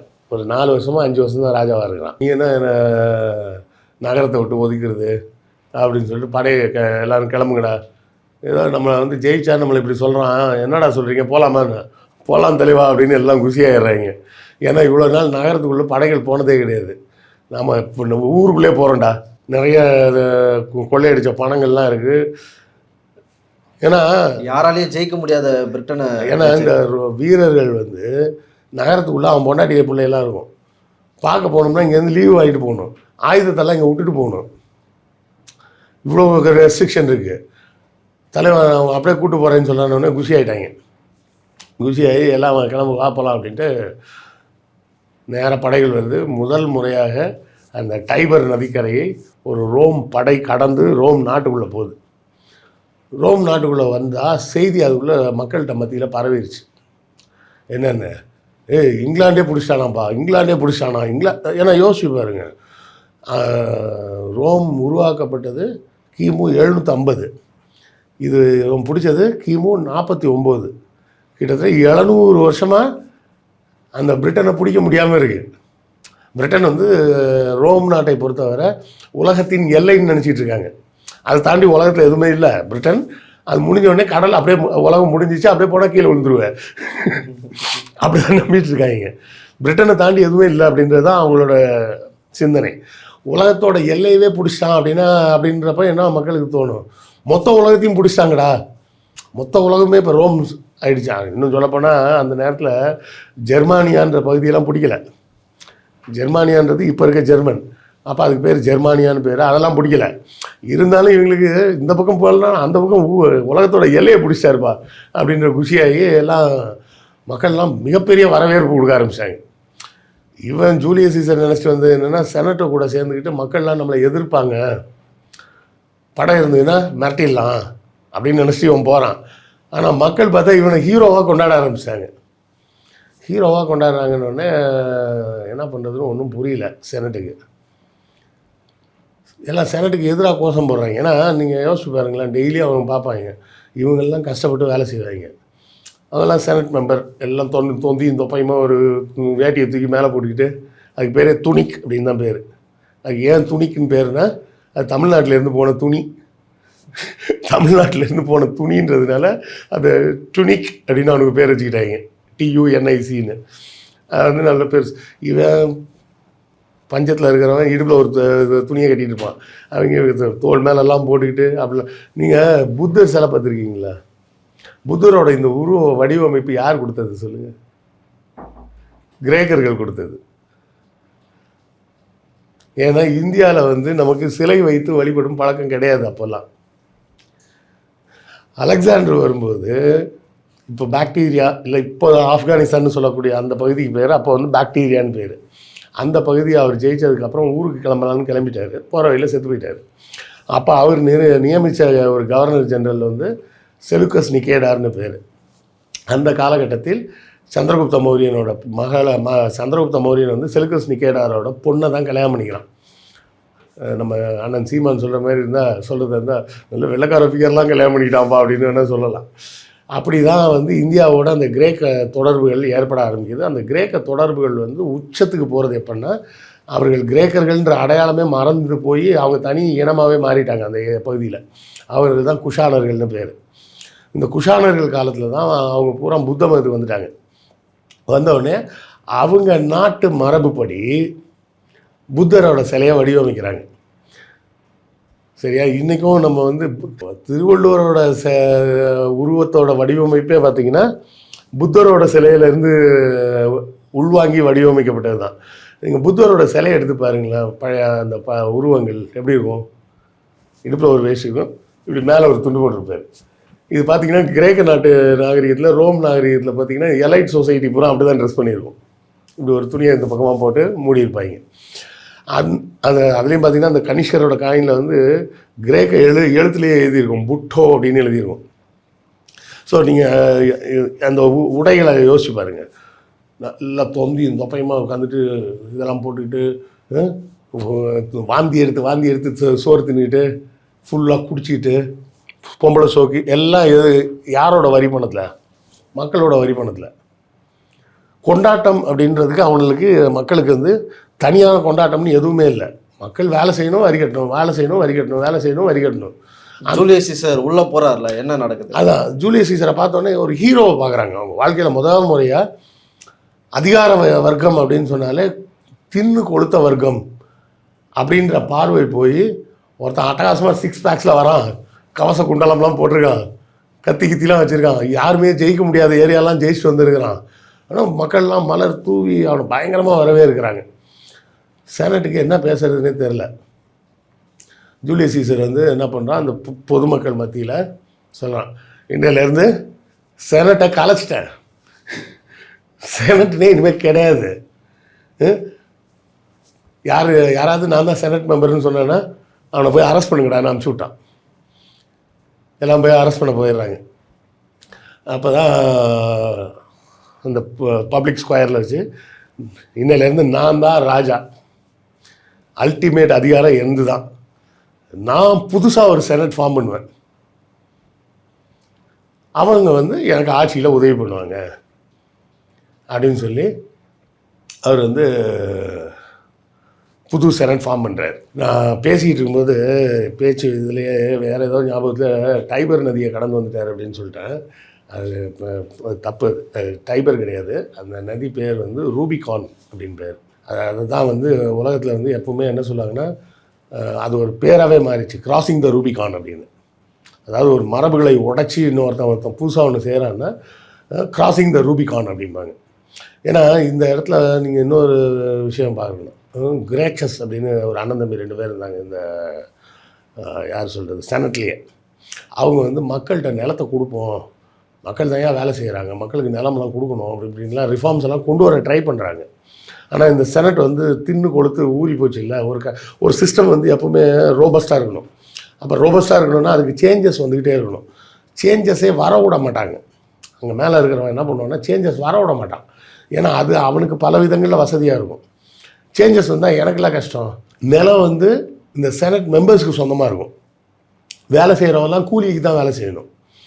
இந்த கிரேச்சஸ்ன்ற அண்ணன் தம்பி 2 பேருமே என்ன சொல்கிறாங்கன்னா, நம்ம ஏன் நிலத்தை வச்சுக்கணும், அவன் தானே வேலை செய்கிறான், நம்ம அந்த நிலத்துக்கு போகிறதே கிடையாது, அப்போ நிலத்தை மக்கள்கிட்ட தான் கொடுக்கணும், வரி வாங்கிக்கலாம் நம்ம அப்படின்னு. இப்போ பிஸ்னஸ்னால் ரோமுக்கு என்ன முக்கியமான பிஸ்னஸ்னா? பிஸ்னஸ் வந்து மெயினாக கோல்டு தான். இவனுக்கு வந்து கோல்டை கொடுத்து வேறு சில தேவையான பொருட்கள்லாம் வாங்குறது. இப்போது ஆரம்பத்தில் நம்ம துணி பற்றி கொஞ்சம் பேசணும். ஆமாம். இப்போது அந்த தமிழ்நாட்டுக்கும் ரோமுக்குமான அந்த மெயின் வந்து என்ன வணிக தொடர்புன்னு பார்த்தீங்கன்னா, எக்ஸாட்டிக் அனிமல்ஸ், மயில், ஓகே, இந்த மாதிரி பேரட்டு, மயில், பேரட்னு அதை சொல்ல மாட்டாங்க, பேரக்கீத் அப்படிம்பாங்க. பேரட்னா இந்த இவ்வளோண்டு இருக்கிற பச்சைக்கிளி, பேரக்கீத் அப்படின்னா நல்ல இவ்வளோ பெருசுக்கு இருக்கும்ல, நிறைய கலர்ஃபுல்லாக இருக்கும். அந்த பஞ்சவர்ண கிளின்லாம் நம்ம சொல்கிறோம்ல, அந்த மாதிரி பெருசாக இருக்கிறது வந்து பேரக்கீத் அப்படிம்பாங்க. அந்த பேரக்கீத்துன்னு அதை எதுக்கு சொல்கிறதுனா, பறக்க முடியாது அந்த பறவைகளால். ஸோ அப்பத்துலேருந்தே இது மாதிரியான விஷயங்களை இப்போ தான் அது கடத்துறது. அப்போ அந்த வணிக தொடர்புலாம் இருந்திருக்கு. ஆமாம், அது வந்து பணக்காரன் என்னையா பண்ணுவான். ஓகே, புலி வளர்க்குறேன், புலிக்குட்டியை வளர்ப்பான், மயில் வளர்ப்பான், யானை தந்தங்கள் இம்போர்ட் பண்ணி நாயை வளர்க்குறது, அது மாதிரி. இப்போ இம்போர்ட் பண்ணி நாய் வளர்க்குற மாதிரி அவன் இம்போர்ட் பண்ணி இப்போ மயில் இதெல்லாம் வளர்த்துக்கிட்டு இருந்தாங்க. அப்புறம் மயில் தோகை, அப்புறம் இந்த காட்டன் துணி, அப்புறம் இது ஒடிக்கால் மிளகு, ஸ்பைசஸ், இது எல்லாமே இம்போர்ட் பண்ணுவாங்க. எக்ஸ்போர்ட் பண்ணுறது வந்து பெரும்பாலும் மது வகைகள் எக்ஸ்போர்ட் ஆகும். அப்போவும் சரி இப்போவும் சரி தமிழனுக்கு வந்து இம்போர்ட்டட் சரக்கு தான். சரியா? மெயினாக அங்கேருந்து வந்தது வந்து சரக்கு, ட்ரிங்க் மட்டும்தான். ஏன்னா உங்களுக்கு இந்தியா போன்ற ஒரு அதாவது தமிழ்நாடு போன்ற ஒரு பகுதியில் வந்து எல்லா வகையான பொருட்களும் கிடைக்கும். நாம் இம்போர்ட் பண்ண வேண்டியது ரொம்ப கம்மி, எக்ஸ்போர்ட் பண்ணுறதுக்கு நிறைய இருக்குது. சரியா? அப்போ வந்து அந்த சர்ஃப் அப்படிம்பாங்க தொழிலாளிகள், அந்த தொழிலாளிகளோட உழைப்பை இவனுங்க நல்ல நிலம் பூரா எந்துன்னு வச்சுக்கிட்டு கூத்தடிச்சிக்கிட்டு இப்படி இருக்கிறப்போ இந்த கிரேச்சஸ்ன்ற பிரதர்ஸ்லாம் வந்து செனட்லேருந்து பேசுகிறாங்க. அதெல்லாம் ஒன்றும் நடக்கலை. அப்போ ஜூலியஸ் சீசர் வந்தோடனே முதல் வேலையை தான் சொல்கிறான், உங்கள் உடுபவனுக்கே நிலம் சொந்தம்ன்ற மாதிரி நான் சட்டம் கொண்டாட போகிறேன் அப்படி இப்படின்னோடனே எல்லோரும் பயங்கர குஷியாகிடுறாங்க. புது செனட் உருவாக்கப்படுகிறது. அந்த புது செனட்டில் முதல் மெம்பராக வர்றது யாருன்னா மார்க்கஸ் ஜூனியஸ் ப்ரூட்டஸ். இந்த பேர் எல்லாருக்கும் தெரிஞ்ச ரொம்ப காமனான பேர், யூடியூப் ப்ரூட்டஸ். ஃபேமஸான அந்த டயலாக் அதெல்லாம் வந்து இவர் ஷேக்ஸ்பியர் பின்னாடி எழுதி வச்சதுன்னு வச்சுக்க. அது சொன்னதாக ஷேக்ஸ்பியர் சொன்னார். நீங்கள் எப்படி என்ன நடக்குதாங்க, அதான் பிரிட்டனை நீங்கள் எப்படி ஜெயிச்சிங்க அப்படின்னு மக்கள்லாம் கேட்டப்போ அவர் சொன்னது, வந்தேன், பார்த்தேன், வென்றேன் அப்படின்னு. அதெல்லாம் வந்து அவர் ஷேக்ஸ்பியர் எழுதுகிற ஃபேமஸான விஷயங்கள். அப்போ அடுத்தால இங்கே ஏரியாலாம் பிடிச்சாச்சு, எல்லாம் கண்ட்ரோல் வந்துருச்சு. மக்கள் மத்தியில் மிகப்பெரிய ஹீரோவாக கொண்டாடப்படுகிறார் நம்ம ஜூலியஸ் சீசர். அப்போ தான் அவர் வந்து கேலண்டர் சிஸ்டத்தை மாற்றுறார். அப்போ வந்து கேலண்டர் எப்படி இருக்குன்னா, மார்ஸ் தான் மார்ச். மார்ஸ்ன்றது போர்க்கடவுள். அவங்களும் இதே மாதிரி தான் நம்ம ஊரில் இப்போ இருக்கிற மாதிரியே சண்டைக்கு ஒரு சாமி, ரைமிங்கில் வேறு ஏதாவது வந்துட போகுது இது படிக்கிறதுக்கு ஒரு சாமி, கல்விக்கு, அப்புறம் பணத்துக்கு. இல்லை லவ்வுக்கும் ஒரு சாமி வச்சுருந்தாங்க, அஃப்ரோடைட் அப்படின்னு பேர். இது மார்ஸ்னால் இது அஃப்ரோடைட்டு, ஜூபிட்டர், இப்படி பல கடவுள்கள் வச்சுருந்தாங்க. இந்த கடவுள்கள் பேரால் தான் இந்த மாதங்களும் குறிக்கப்பட்டது. மார்ச், அப்புறம் ஏப்ரலா, மை, ஜேனஸ், இது வரை அந்த 4 கடவுள் பேர் வரும். அதுக்கப்புறம் பார்த்திங்கன்னா குவிண்டலஸ், செக்ஸ்டிலஸ், அப்புறம் செப்டம்பர், அக்டோபர், நவம்பர், டிசம்பர், அதுக்கப்புறம் ஜான்வரி, ஃபெப்ரவரி. ஆக்சுவலாக 11-12வது மாதம். மார்ச் தான் ஃபர்ஸ்ட் மாதம். ஆமாம். இந்த குவிண்டலஸ் அப்படின்னா என்ன அர்த்தம்னா லத்தீனில் 5ன்னு அர்த்தம், செக்ஸ்டிலஸ்னால் 6ன்னு அர்த்தம், செப்டானா 7ன்னு அர்த்தம், ஆக்டானா 8ன்னு அர்த்தம், நவானா 9ன்னு அர்த்தம், டெக்கானா 10ன்னு அர்த்தம். ஸோ முதல் 4 மாதம் கடவுள் பேர் சொல்லிவிட்டு 5வது மாதம், 6வது மாதம், 7வது மாதம், 8வது மாதம், 9வது மாதம், 10வது மாதம்னு வச்சுருந்தாங்க. அப்புறம் 11க்கு பதிலாக ஜேனஸ்ன்னு வச்சுருந்தாங்க. ஜேனஸ்ன்றது அவங்களோட ஒரு கடவுள், ரோம் நாட்டு கடவுள், அதாவது இரட்டை முக கடவுள். அந்த கடவுளுக்கு முன்னாடியே ஒரு மூஞ்சி இருக்கும், பின்னாடியே ஒரு மூஞ்சி இருக்கும். ஸோ அதாவது என்ன அர்த்தம்னா அந்த கடவுளால் எதிர்காலத்தையும் பார்க்க முடியும், கடந்த காலத்தையும் பார்க்க முடியும், அப்படி ஒரு கடவுள். அப்புறம் ஃபெப்ரவரிக்கு அது ஏதோ ஒரு பேர் சொல்லுவாங்க, அதை விட்டுரும்.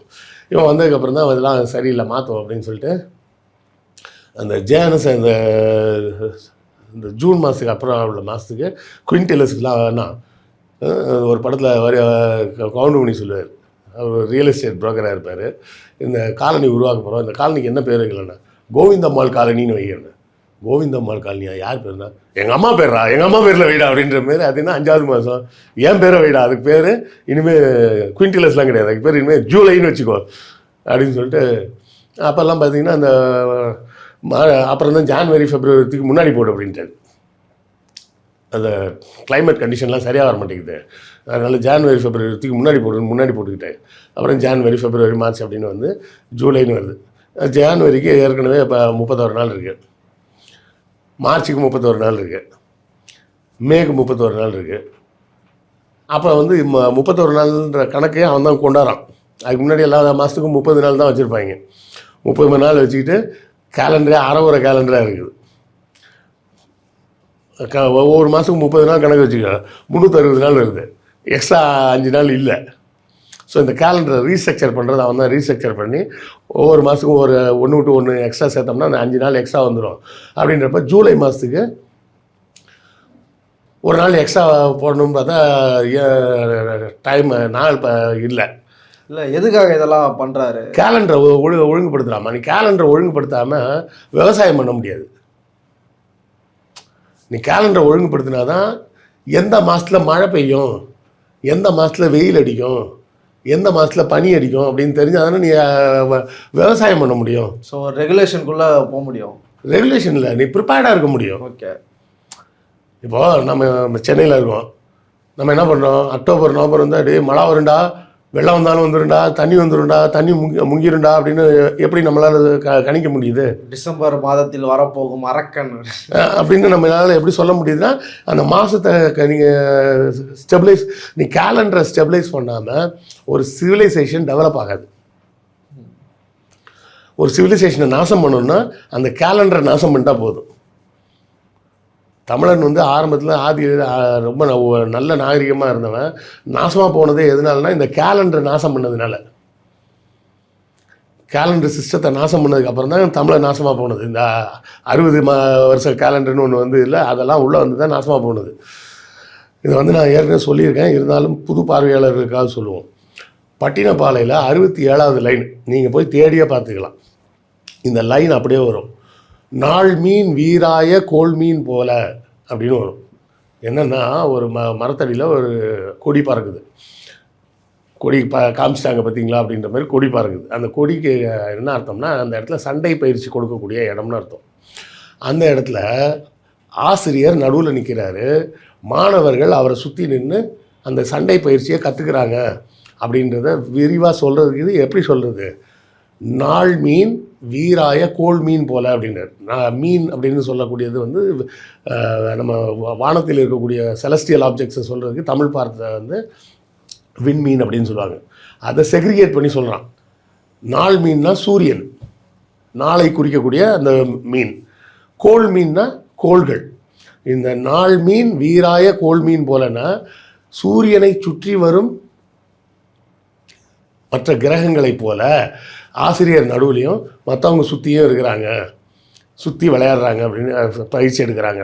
அப்போ நமக்கு தமிழர்களுக்கு வந்து கரிகால் சோழன் காலத்தில் சூரியன் தான் நடுவில் இருக்குன்றது தெரிஞ்சிருக்கு. தெரியலனா அப்படி பாட்டு எழுத மாட்டான். திருவள்ளுவரே என்ன சொல்றாரு, காலத்தால் செய்த உதவி ஞாலத்தின் மால பெரிது அப்படின்னாரு. இந்த ஞாலம்ன்ற வார்த்தைக்கு என்ன அர்த்தம் தெரியுமா? நிறைய பேர் என்ன நினச்சிட்டு இருக்காங்கன்னா உலகம்னு நினச்சிட்டு இருக்காங்க. அவங்க உலகம்னு சொல்ல, அவர் தொங்கக்கூடிய பூமி பந்துன்னு சொல்கிறார். ஞாலம்னா தொங்குதல்னு அர்த்தம். ஸோ இதெல்லாம் காலி பண்ணுறாங்க யார்? பார்ப்பனர்கள் உள்ளே வந்து தமிழர்களோட கேலண்டர் சிஸ்டத்தை நாசம் பண்ணி தான் தமிழை நாசமாக போனது. இங்கே ரோம் நகரத்தில் ஜூலியஸ் சீசர் அந்த கேலண்டரை ஒழுங்குபடுத்துகிறான். மாதம் 30 நாள் 12 மாதம்னா 360 நாள் 5 நாள் கட் ஆகுது. 5 நாள் தானே சார் அப்படின்னா, அந்நியன் படத்தில் சொன்ன மாதிரி தான், 5 பைசா திருடுனா தப்பா, 1 கோடி பேர்கிட்ட 5 பைசா திருடுனா தப்பான்ற மாதிரி தப்பு மாதிரி தாங்க தெரியுது. யோசிப்பார். 100 வருஷம் கழிச்சு அந்த 5 நாள் கணக்கு போட்டுப்பார், 500 நாள் காணாமல் போயிடுச்சு. 1.5 வருஷம். அப்போது நீ இது மார்ச் மாதம்னு நினச்சிட்டு இருப்ப. அது ஆக்சுவலாக மார்ச் மாதமாக இருக்காது. மார்ச் மாதத்தோட டெம்பரேச்சர் கிளைமேட் இருக்காது. அது என்ன கிளைமேட்டில் இருக்கும்? நவம்பர் மாதம் கிளைமேட்டில் இருக்கும். ஒரு 1.5 வருஷம் தள்ளி வச்சுக்கோ. இதே பிரச்சனை வந்து பார்த்தீங்கன்னா நல்லா மழை டைமில் போய் விதைச்சிட்டு இருப்போம். ஆமாம், நம்ம மார்ச் மாதத்தில் விதைக்கணும் அப்படின்னு கணக்கு வச்சுருப்போம். பார்த்தா மழை பெய்யும். என்னன்னே தெரியலையா, இந்த வருஷம் விதைக்க போகிற நேரத்தில் மழை வந்துருச்சுன்னா. ஏன்னா கேலண்டர் தப்பு. மற்றதெல்லாம் வந்து சயின்டிஃபிக்காக நாங்கள் வச்சுருக்கோம். இதை பற்றிலாம் அந்த செனட்லாம் எந்த விதமான கவனத்தையும் செலுத்தலை. யாரும் கவனம். இதில் வந்து முஸ்லீம்ஸ் வந்து எதை கேட்டாலும் நாங்கள்லாம் சயின்டிஃபிக் அப்படின்னு சொல்லிகிட்டு இருப்பாங்க. ஆனால் அவங்களோட கேலண்டர், ஹிஜ்ரி கேலண்டர் இருக்குல்ல, அது ஒரு தவறான கேலண்டர். அது சயின்டிஃபிக் அறிவியலுக்கு ஒத்து வராத கேலண்டர். அதனால தான் பார்த்தீங்கன்னா ரம்ஜான் வந்து ஒவ்வொரு வருஷமும் வேறு மாதத்தில் வந்துக்கிட்டே இருக்கும். இப்போ இந்த வருஷம் எந்த மாதம்? இப்போ மார்ச் மாதம் ரம்ஜான் வந்திருக்கா, அடுத்த வருஷம் பாரு மார்ச் மாதம் வராது, ஏப்ரல் மாதம், ஃபெப்ரவரியில் வரும். அது பின்னாடி போயிட்டே இருக்கும் அப்படியே. அது காரணம் என்னென்னா, அவங்க கேலண்டரில் 365 நாள் கிடையாது, 355 நாளாக இன்னும் தான் இருக்குது. 355 50 ஏதோ சம்திங் நம்பர் சரியாக ஞாபகத்தில் இல்லை. அது 360க்கும் கம்மியான நாள் தான் அது. இந்த அப்போ நாட்கள் தள்ளி போக என்னாகும், விவசாயம் வந்து கெட்டு போயிடும். அப்போ ஜூலியஸ் சீசர் அதெல்லாம் சரி பண்ணி தான் அந்த கேலண்டர்ஸை உருவாக்கி அந்த கேலண்டருக்கு பேர் இது ஜூலியன் கேலண்டர் அப்படின்னு உருவாக்கி 365 நாள் அப்படின்றத உருவாக்கி என்ன பண்ணுறான், ஜூலை மாதத்துக்கு 31 நாள் கொடுக்கறதுக்கு நாள் பத்தலைன்னு ஃபெப்ரவரியில் ஒரு நாளை கழித்து இதில் சேர்த்துட்டான். அதனால ஃபெப்ரவரிக்கு மட்டும் அப்போ 30 நாள் இல்லாமல் 29 நாள் ஆயிடுச்சு. அப்புறம் எப்படி சார் 28 ஆச்சுன்னா அது இன்னொரு கதை இருக்குது, அது பின்னாடி வரும்.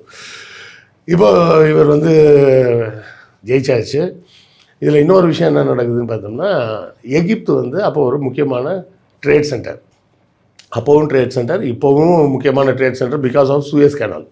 சூயஸ் கேனலில் இருக்க டோல்கேட்டில் வர வசூலை வச்சு தான் எகிப்து அரசாங்கமே ஓடுதுன்னு வச்சுக்க. ஸோ அப்போ வந்து கிமு 300களில் அலெக்சாண்டர் படையெடுத்து வரும்போது முதலில் படையெடுத்து வந்த இடம் வந்து எகிப்தை ஜெயிச்சு அங்கே பிடிச்ச உடனே என்ன பண்ணுறாரு, அங்கே வந்து ஒரு புது நகரத்தை உருவாக்குறாரு. அந்த நகரத்தின் பெயர் தான் அலெக்சாண்ட்ரியா, போர்ட் அலெக்சாண்ட்ரியான நகரத்தை உருவாக்கி தன்னுடைய நண்பன் மற்றும் காதலன். அப்போல்லாம் வந்து கிரேக்கர்கள் வந்து பொம்பளைங்களெல்லாம் லவ் பண்ண மாட்டாங்க, ஆம்பளை மட்டும்தான் லவ் பண்ணுவாங்க. ஏன்னா லவ்ன்றது வந்து சிந்தனை தளத்தில் உள்ளது, செக்ஸுன்றது உடல் தளத்தில் உள்ளது. அதனால் வெறும் புள்ள பெற்றுக்கிறதுக்கு மட்டும் பொம்பளைங்க, லவ் பண்ணுறதுனா ஆம்பளைங்களை மட்டும்தான் லவ் பண்ணுவாங்க. அப்படி டாலமியும் அவரும் அரிஸ்டாட்டலில் ஒன்றா படித்தவங்க, அவரோட படை தளபதியும் கூட. அவரை கூப்பிட்டு நீ இனிமேல் இந்த இடத்துக்கு கவர்னராக இருன்னு வச்சுட்டு போயிடுறாரு. அப்போ தான் எகிப்தில் இந்த டாலமி வம்சம்ன்றதை உருவாது. 1ஆம் டாலமி, அவர் தான் 1ஆம் டாலமி. அப்புறம் 2ஆம் டாலமி, 3ஆம் டாலமின்னு எல்லாருக்குமே பேர் ஒரே பேர் தான், டாலமி தான். டாலமி 1 2 3 4 5 15 வரை போகும். இந்த காலகட்டத்தில் இங்கே என்ன நடக்குதுன்னா, இந்த டாலமி வம்சம் வந்து எகிப்துக்கு வந்தோடனே அவங்கள தங்களை அரச வம்சமாக அந்த மக்கள்கிட்ட காட்டணும்னா அந்த மக்களோட ட்ரெடிஷனில் இருந்தால் தான் ஒத்துப்பான். அந்த மக்களோட ட்ரெடிஷன் படி வந்து ஃபேரோக்கள் தான் மன்னர்கள். இது நம்ம ஏற்கனவே சொல்லியிருக்கோம். அந்த ஃபேரோக்கள் என்ன பண்ணுவாங்கன்னா வெளியே கல்யாணம் பண்ண மாட்டாங்க. ஏன்னா அவங்கள பொறுத்தவரை என்ன கணக்குன்னா, ரா அப்படின்றது சூரிய கடவுள், அவருக்கு 3 பசங்க, 3 பிள்ளைங்க. அதில் ஒன்று வந்து பொண்ணு, மற்ற 2 பசங்க. ஒருத்தன் ஒசிரிஸ், அந்த பொண்ணு பேர் இசிஸ், அந்த பையன் பேர் சேத். ஒசிரிஸும் இசிஸ்க்கும் சேர்ந்து பிறந்த பையன் தான் ஹோரஸ். அது நம்ம முன்னாடி வந்து அது என்ன கதைன்றதுக்காக சொல்ல வந்தோம். இப்போ இங்கே பார்த்தீங்கன்னா இது அண்ணனும் தங்கச்சியும் தான் கல்யாணம் பண்ணி பையனை பெற்றுக்கிட்டாங்க. அப்போ ஃபேரோக்கள் பூராமே என்ன பண்ணுவாங்கன்னா, ராஜா ராணி இருப்பாங்க. ராணி செத்து போச்சுன்னு வைங்க, அவர் பொண்ணையே அவர் கல்யாணம் பண்ணிப்பார். அவர் செத்துட்டாருன்னா இந்த பொண்ணு தம்பியை கல்யாணம் பண்ணிக்கும், இவங்களுக்கு புள்ள பிறக்கும். இப்படியே தான் ஃபேரோக்கள் இருப்பாங்க. வேணா வெளியே ஒருத்தனை கல்யாணம் பண்ணால் அந்த சூரிய ரத்தம் வந்து கெட்டு போயிடும் அப்படின்னு. அது மக்களோட நம்பிக்கைன்றப்போ இவன் என்ன பண்ணுறா, இவங்க என்ன பண்ணுறாங்க, இந்த டாலமி வம்சமும் அதையே ஃபாலோ பண்ண ஆரம்பிச்சிடுறாங்க. அப்போ தான் நம்மளை அரச வம்சம்னு ஒத்துப்பாங்க அப்படின்னு.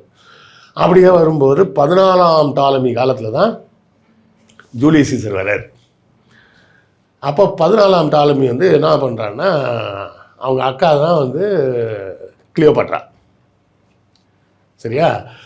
இந்த 14ஆம் டாலமி என்ன பண்ண, கிளியோபாட்ராவோட டார்ச்சர் தாங்க முடியலன்னு சொல்லிட்டு, ஏன்னா கிளியோபாட்ரா என்ன பண்ணுறா, அவள் பேர்லேயே காயின்லாம் போட ஆரம்பிச்சிட்டா. இவன் என்ன நம்மளை டம்மி ஆக்குறான்னு சொல்லி அவளை துரத்தி விட்டுறான்.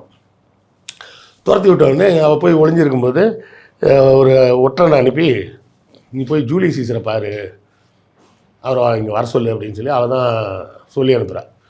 அப்போ ஜூலியஸ் சீசர் வந்து சரி நம்மளை படையெடுத்து வர சொல்கிறாங்களா, போவோமே அப்படின்னு சொல்லிட்டு அங்கேருந்து கிளம்பி வரும்போது பார்த்திங்கன்னா, ஒருத்தன் வந்து 2 பேர் வந்து ஒரு பெரிய கம்பளி தூக்கிட்டு வராங்க. தூக்கிட்டு வந்து, நீங்கள் வந்தவுடனே உங்களுக்கு இந்த கம்பளியை பரிசீலிக்க சொல்லி எங்கள் ராணி சொன்னாங்க அப்படின்னு சொல்லி கொடுக்குறாங்க. அந்த கம்பளியை உருட்டி பார்த்தா உள்ளே இருந்து கிளியோபாட்ரா வர. Dramatic entry. கிளியோபாட்ரா பற்றி ஒரு மிகப்பெரிய ஒரு ஹிஸ்ட்ரி இருக்குது. நிறைய பேர் அவங்கள பற்றி பேசுகிறாங்க. கிளியோபாட்ரா எப்படி ஆகப்பட்டவங்க? கிளியோபாட்ரா வந்து எல்லாருமே சொல்கிறது என்னென்னா, மிகப்பெரிய அழகி அப்படின்வாங்க. உண்மையிலே அழகுன்றது வந்து சப்ஜெக்டிவ்னா, எனக்கு அழகாக தெரியக்கூடிய ஒரு விஷயம் உனக்கு அழகாக தெரியணும்னு அவசியம் கிடையாது. உனக்கு அழகாக தெரிகிற ஒரு விஷயம் எனக்கு அழகாக தெரியணும்னு அவசியம் கிடையாது. ஸோ அப்போ கிளியோபாட்ராவை எல்லாருமே அழகின்னு கொண்டாடுவதன் காரணம் என்னென்னா, அவளுடைய புத்தி சாதுரியம் தான். அவளோட அந்த ஆளுமை திறன்னு சொல்கிறாங்கல்ல, அந்த ஆளுமை தான் வந்து அவளை வந்து அழகியாக போர்ட்ரே பண்ணுது. நீங்கள் வந்து இந்திரா காந்தியை பார்த்துருக்கீங்க. இந்திரா காந்தி வந்து ரொம்ப முதுமை அடைகிறதுக்கு முன்னாடியே இறந்துட்டாங்க. ஜெயலலிதா ஓரளவு முதுமை அடைஞ்ச காலத்தில் இறந்துட்டாங்க. மம்தா பானர்ஜி எவ்வளோ வயசாகிடுச்சு அவங்களுக்கு, இன்றைக்கும் அவங்கள ஆளுமையாக தானே பார்க்குறாங்க. அவங்க வயசுக்கு அவங்கள போய் எல்லோரும் அக்கான்னு கூப்பிடணுமா என்ன? தீதின்னு தான் கூப்பிட்றாங்க. பாட்டின்னு கூப்பிட்றாங்க. வயசாகியும் தீதின்னு தானே கூப்பிட்டுருக்காங்க. ஒரு 100 வருஷம் கழிச்சு கூட சொல்லுவாங்க, வங்காளத்தில் வந்து மம்தான்னு ஒருத்தங்க இருந்தாங்க, என்ன அழகி தெரியுமா, அவங்கள பார்த்து தீதின்னு எல்லாரும் கொண்டாடுவாங்க அப்படின்னு நமக்கு தான் தெரியும் அவங்க வந்து பாட்டி ஆகிட்டாங்க அப்படின்னு. நான் கிண்டலுக்கு சொல்ல, அதாவது அழகுன்றது சப்ஜெக்டிவ். அந்த ஆளுமை தான் வந்து அவங்களுக்கு கொடுக்கக்கூடிய பர்சனாலிட்டியை கொடுக்குறது. இப்போ அப்துல் கலாம் மாதிரி ஒருத்தர் சாதாரண உருவத்தில் ஒருத்தர் நம்ம பக்கத்தில் உட்காந்துருக்காருன்னா அவரை நீங்கள் அழகாக இருக்காருன்னு சொல்லுவீங்களா? ஆனால் அப்துல் கலாமை பற்றி அவர் அழகாக இல்லைன்னு சொல்லுவானா எவனாச்சும்? ஸோ அழகுன்றது வந்து அந்த ஆளுமை திறனில் வர்றது தான் அழகு. ஸோ கிளியோபாட்ராவை வந்து அப்படி தான் புரிஞ்சுக்கணும். ஆமாம், நீங்கள் கிளியோபாட்ராவை அப்படி புரிஞ்சுக்கணும். ஆனால் அதுக்காக ஃபிசிக்கல் அழகு இல்லையா அப்படின்னு கேட்டால் அதெல்லாம் இருந்தது. அதை தாண்டி அவளோட ஆளுமை திறன், அவள் அழகை எப்படி மெயின்டைன் பண்ணான்னா அதுக்கு தனியாக ஒரு பெரிய லிஸ்ட்டே இருக்குது. என்னெல்லாமோ கலந்து அதெல்லாம் பூசி, அப்புறம் கழுதைப்பாலில் தான் குளிப்பா. அதுக்காகவே குட்டி அந்த நாட்டில் வந்து கழுதை குட்டி போட்டுருச்சுன்னா கொண்டாந்து அரண்மனையில் வித்துடணும் அந்த கழுதையை. இப்போ இங்கே இருக்கிற கிளியோபாட்ராவுக்கு ஜூலியஸ் சீசர் கனெக்ஷன் எப்படி கிடையாது? அந்த காதல் தன்னையே பரிசாக கொடுக்குற அளவுக்கு அந்த இல்லை, ஜூலியஸ் சீசர் மிகப்பெரிய படை தளபதின்றது அவளுக்கு தெரியும். தம்பி ஒரு படையை வச்சுருக்கான், இவளை துரத்தி விட்டான்றப்போ இவள்கிட்ட படை இல்லை. அப்போ அந்த படையை எதிர்கொள்றதுக்கு சரியான ஆள் யாராக இருக்க முடியும்? ஜூலியஸ் சீசராக தான் இருக்க முடியும்னு சொல்லி தான் அவள் ஆள் அனுப்புகிறான். அப்போ ஜூலியஸ் சீசர் ஏற்கனவே இங்கே வரணும்னு அவன் ஐடியாவில் தான் இருக்கிறான். ஏன்னா இவன் தம்பி ஆட்சிக்கு வந்த பிறகு ஒழுங்காக கப்பம் கட்ட மாட்டுறாங்க. அப்போ வந்து கப்பம் கட்ட சொல்லியிருக்காங்க. இவன் ஒழுங்காக கப்பம் கட்டலன்னொடனே அதுக்காகவே அவன் வர ஐடியாவில் இருக்கும்போது இவனோட அழைப்பும் வந்தோடனே டக்குன்னு கிளம்பி வந்துட்டான். அதில் வேறு எல்லாரும் கிளியோபாட்ரா ரொம்ப அழகின்னு சொல்கிறாங்களே, அப்படி என்னோட அழகி போய் பார்த்துருவோமேன்ற மாதிரி கூட நினச்சிருந்துருக்கலாம். வந்துட்டான்.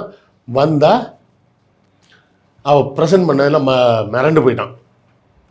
உடனே சரி பார்த்துருவோம் அப்படின்னு சொல்லி சண்டைக்கு போய், ஏன்னா அவள் தம்பியை தான் அவள் கல்யாணம் பண்ணியிருக்கா. தம்பிக்கு வயசு 14 வயசோ 15 வயசு தான், இவளுக்கு 20 வயசுக்கு மேலே இருக்கும்.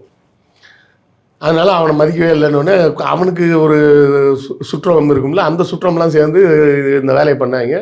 ஜூலியஸ் சீசர் வந்தோடனே சின்னதாக ஒரு சண்டை, பெரிய சண்டையெல்லாம் அவனுக்கு கிடையாது, சின்னதாக ஒரு சண்டை, அவனை போட்டு தள்ளிடுறாங்க தம்பியை. அதுக்கு அடுத்தால இன்னொரு தம்பி இருக்கான், அவன் ரொம்ப சின்ன பையன், 8 வயசோ என்னவோ தான். என்ன பண்ணுறான், முதல் வாட்டியாக அந்த ட்ரெடிஷனை உடைக்கிறான். உடச்சி நான் ஜூலியஸ் சீசரை கல்யாணம் பண்ணிக்கிறேன் அப்படின்ட்டா. இவரும் ஃபுல்லாக குஷியாகி இங்கே இருந்துட்டார். கிராசிங் த ரூபிகானா? ஆமாம், மறுபடியும் கிராசிங் த ரூபிகான்.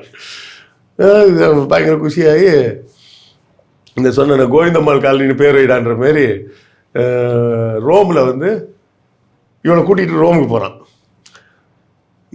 எகிப்தில் பார்த்தோன்னா மன்னர் பரம்பரையை கடவுள் பரம்பரையாக பார்ப்பாங்க.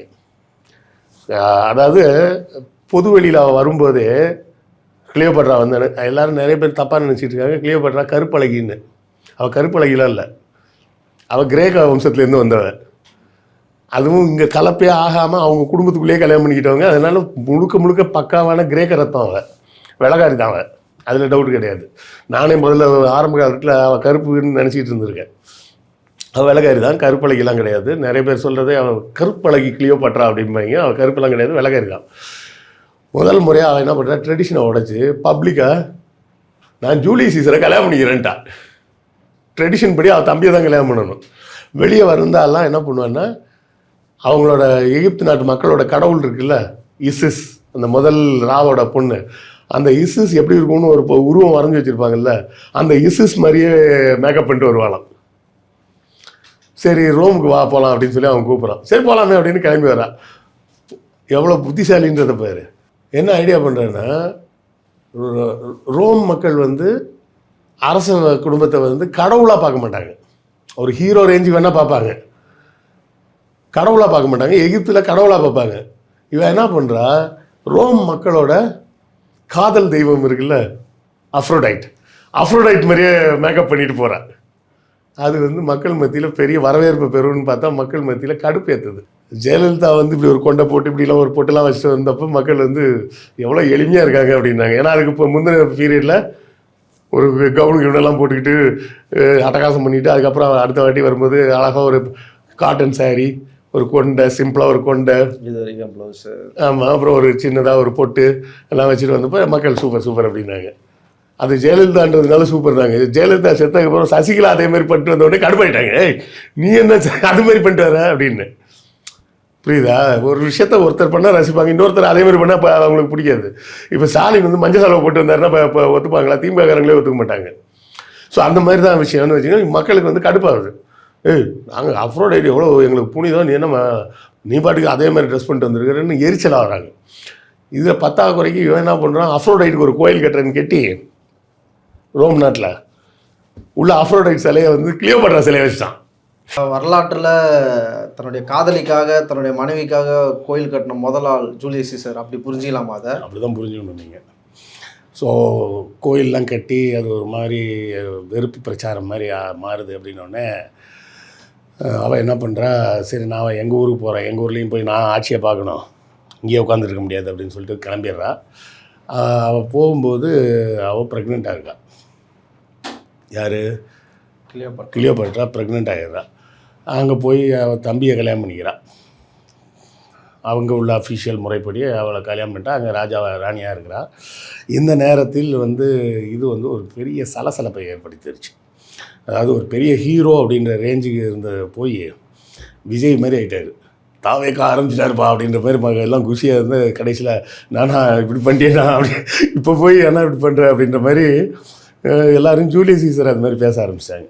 இப்படிலாம் நீ கல்யாணத்துக்கு ஒரு லவ்வரை கூட்டு வருவியான்ற மாதிரி, எங்கே வச்சுருந்தோம் நீ இந்த மாதிரி பண்ண, அந்த மாதிரி ஒரு அதிருப்தி கிளம்ப ஆரம்பிக்குது. இப்போ இந்த புதுசாக ஃபார்ம் பண்ண செனட், இவர் ஃபார்ம் பண்ண செனட்டாக இருந்தாலும் அவங்களும் கொஞ்சம் ஒருத்தருக்கு ஒருத்தர் இருக்கக்கூடிய அந்த இது இருக்கும்ல, ஒரு என்ன சொல்கிறது, ஒரு காலத்தில் செனட்னா அப்படி ஒரு மரியாதையாக இருந்தது. இது எப்போ பார்த்தாலும் இவன் காலிலே விழுந்து கிடக்க வேண்டியிருக்க, இதுக்கு எதுக்கு செனட்டாக இருக்கணுன்ற மாதிரிலாம் ஒரு அந்த ஃபீல் இருக்கும்போது, ஸோ அப்போ ரகசியமாக எல்லோரும் பேசி ஜூலியஸ் சீசரை போட்டுடலாம், வேறு வழி இல்லை அப்படின்னு முடிவு பண்ணுறாங்க. முடிவு பண்ணி கிமு 44 அந்த காலகட்டம், அதாவது அவர் வந்து ஆட்சிக்கு வந்தது 49, கிமு 44, அதாவது 5 வருஷம்தான் ஆட்சியை புரிஞ்சார். கிமு 44 அந்த செனட் மண்டபத்தில் வச்சு எல்லோரும் பாஞ்சு கத்தியாக குத்துறாங்க. அதுக்கு முன்னாடி ஒரு தகவல், அந்த கிமு கிபி எப்படி கணக்கிடணும்னு ஒரு சொல்லிட்டீங்கன்னா, ஏன்னா என்ன மாற்றி மாற்றி சொல்கிறாருன்னு கமெண்ட்டில் இல்லை, அதாவது கிமுன்றது வந்து நீங்கள் கிராஃப் போட்டிருப்பீங்களே, X axis minus X axis, இது ப்ளஸ் எக்ஸ் ஆக்சிஸ்ன்னு போடுவோம்ல, அது மாதிரி கிமு கணக்கு பூரா வந்து டிசெண்டிங் ஆர்டரில் வரும். அவர் எந்த வருஷம் பிறந்தாருன்றது வந்து பெரிய நம்பராக இருக்கும், அவர் எந்த வருஷம் இறந்தாருன்றது சின்ன நம்பராக இருக்கும். அது மாதிரி தான் இவர் ஆட்சிக்கு வந்தது கிமு 49, ஆட்சி முடியும் போது கிமு 44, அதனால் 5 வருஷம் ஆட்சி செஞ்சாருன்னு. இதே கிபிக்கு அப்புறம் பார்த்தீங்கன்னா அவர் 44 பிறந்தார், 49 ஆட்சிக்கு வந்தாருன்னு இப்படி மாறி வரும். சரியா? நீங்கள் நல்ல கேள்வி தான் கேட்டிங்க. இது நிறைய பேர் கன்ஃபியூஸ் ஆகிடுவாங்க. ஏன்னா இது மைனஸ்லேருந்து அப்படியே குறைஞ்சிட்டே வந்து 0க்கு வந்துடும், 0லேருந்து அப்புறம் இன்க்ரீஸ் ஆகிட்டே போகும். ஸோ நான் அந்த 5 ஆண்டுகள் ஆட்சி அவர் அசாசினேட் செய்யப்படுகிறார். அப்போ தான் அந்த ஃபேமஸான டயலாக் யூடியூப் ப்ரூட்டஸ் அப்படின்னு கேட்டது. எல்லோரும் குத்துனாங்க, எல்லா குத்தும் வாங்கினா, கடைசியாக ப்ரூட்டஸ் வந்து குத்தலை. கூட இருக்கவங்கெல்லாம் சொல்கிறாங்க, நீ மட்டும் நல்லவனா பார்க்குறியா, குத்துறா அப்படின்னு அவனை கம்பல் பண்ணுவோன்னே கடைசி குத்து அவன் குத்தும்போது தான் பார்த்துட்டு கேட்குறான் யூடியூப் ப்ரூட்டஸ் அப்படின்னு. ப்ரூட்டஸுக்கும் ஜூலியஸ் சீசருக்கும் இடையிலான அந்த நட்பு, அவங்க 2 பேரும் ரொம்ப க்ளோஸ் ஃப்ரெண்ட்ஸ் தான். அது முதல்ல ஒரு அசாசினேஷன் அட்டம்ப்டை தடுத்ததே ப்ரூட்டஸ் தான். அப்புறம் இது தடுக்க முடியாத அளவுக்கு போயிடுச்சுன்னப்போ என்ன பண்ணுறது.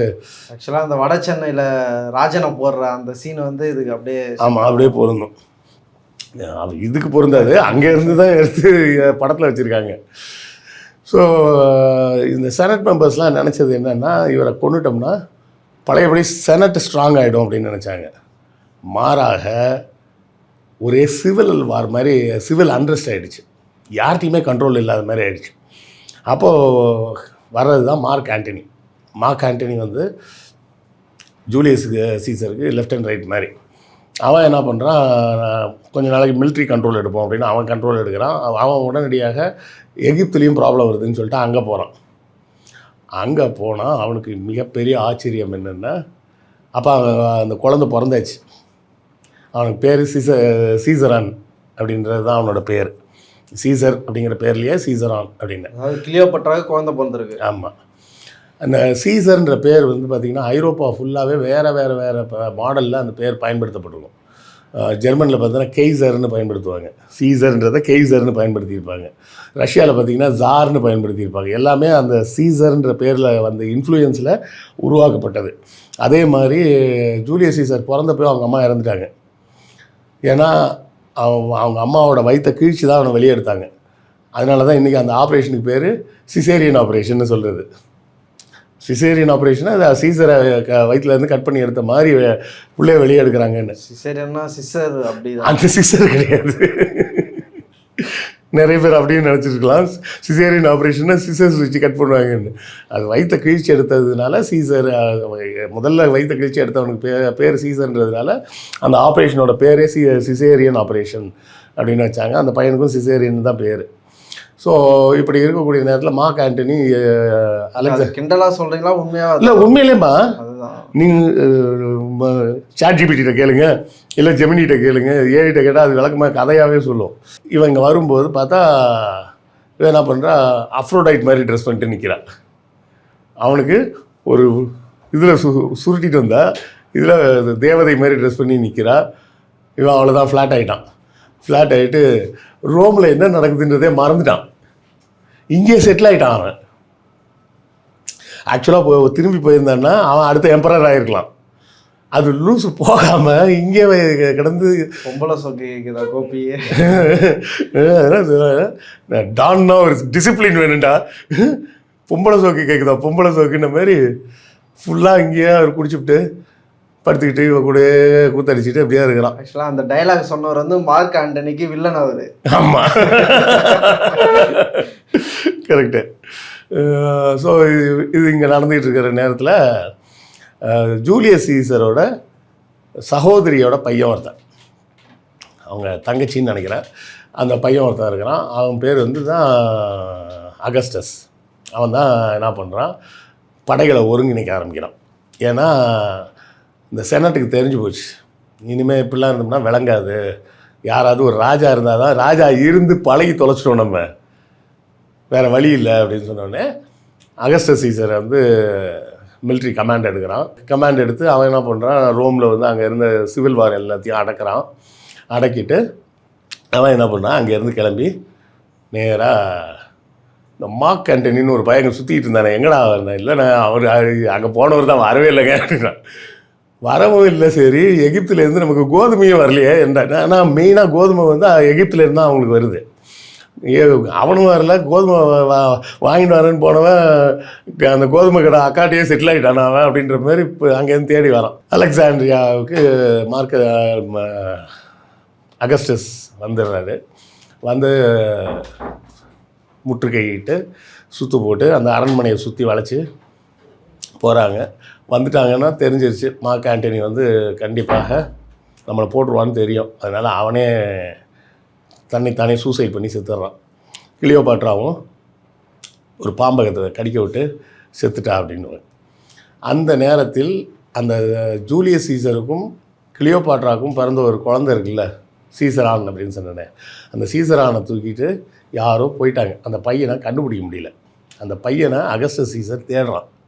ஏன்னா நாளைக்கு எவனா ஒருத்தன் கிளம்பி வந்து இது ஜூலியஸ் சீசரோட நேரடி வாரிசு, இவன் தான் அடுத்த சீசராக வரணும் அப்படின்னு வர்றதுக்கு வாய்ப்பு இருக்குது அப்படின்னு சொல்லி அந்த குழந்தைய கொல்றதுக்காக தேடுறான். அந்த குழந்தை வந்து ஒரு 1.5 வயசு 2 வயசு குழந்தை. அந்த குழந்தைய யார் தூக்கிட்டு போனாங்க, அந்த குழந்தை உயிரோடு இருந்துச்சா செத்து போச்சா, யார் எங்கேயா கொண்டு போய் வளர்த்தாங்களா, எதுவுமே தெரியாது. வரலாற்றில் அதை பற்றின எந்த குறிப்புகளும் கிடையாது. ஆனால் கிறிஸ்டியன்ஸில் ஒரு குரூப் வந்து வேறு ஒரு உருட்டுவாங்க. என்ன உருட்டுவாங்கன்னா, ஜூலியஸ் சீசருக்கும் கிளியோபாட்ராவுக்கும் பிறந்த அந்த குழந்தை தான் ஜீசஸ் அப்படிம்பாங்க. ஏன்னா இப்போ பைபிளில் என்ன வரும்னா, அவர் பெத்லஹேமில் பிறந்த உடனே அந்த ஏரோது மன்னன் வந்து பிறந்த குழந்தையெல்லாம் வெட்டுறதுக்கு தேடுறான்ட்டு அந்த குழந்தைய கூட்டிக்கிட்டு ஜோசஃபும் மேரியும் எகிப்துக்கு போயிட்டாங்க. அப்புறம் கொஞ்ச நாள் கழித்து எகிப்துலேருந்து திரும்ப வந்தாங்க அப்படின்னு பைபிளில் வருது. ஸோ என்ன சொல்கிறாங்க, மேரிக்கும் ஜீசஸ்க்கும் அதுக்கு பிறந்த குழந்தை கிடையாது, இவங்க எகிப்துக்கு போன இடத்துல இந்த குழந்தைய தத்தெடுத்து வளர்த்துட்டு கொண்டு வந்துட்டாங்க.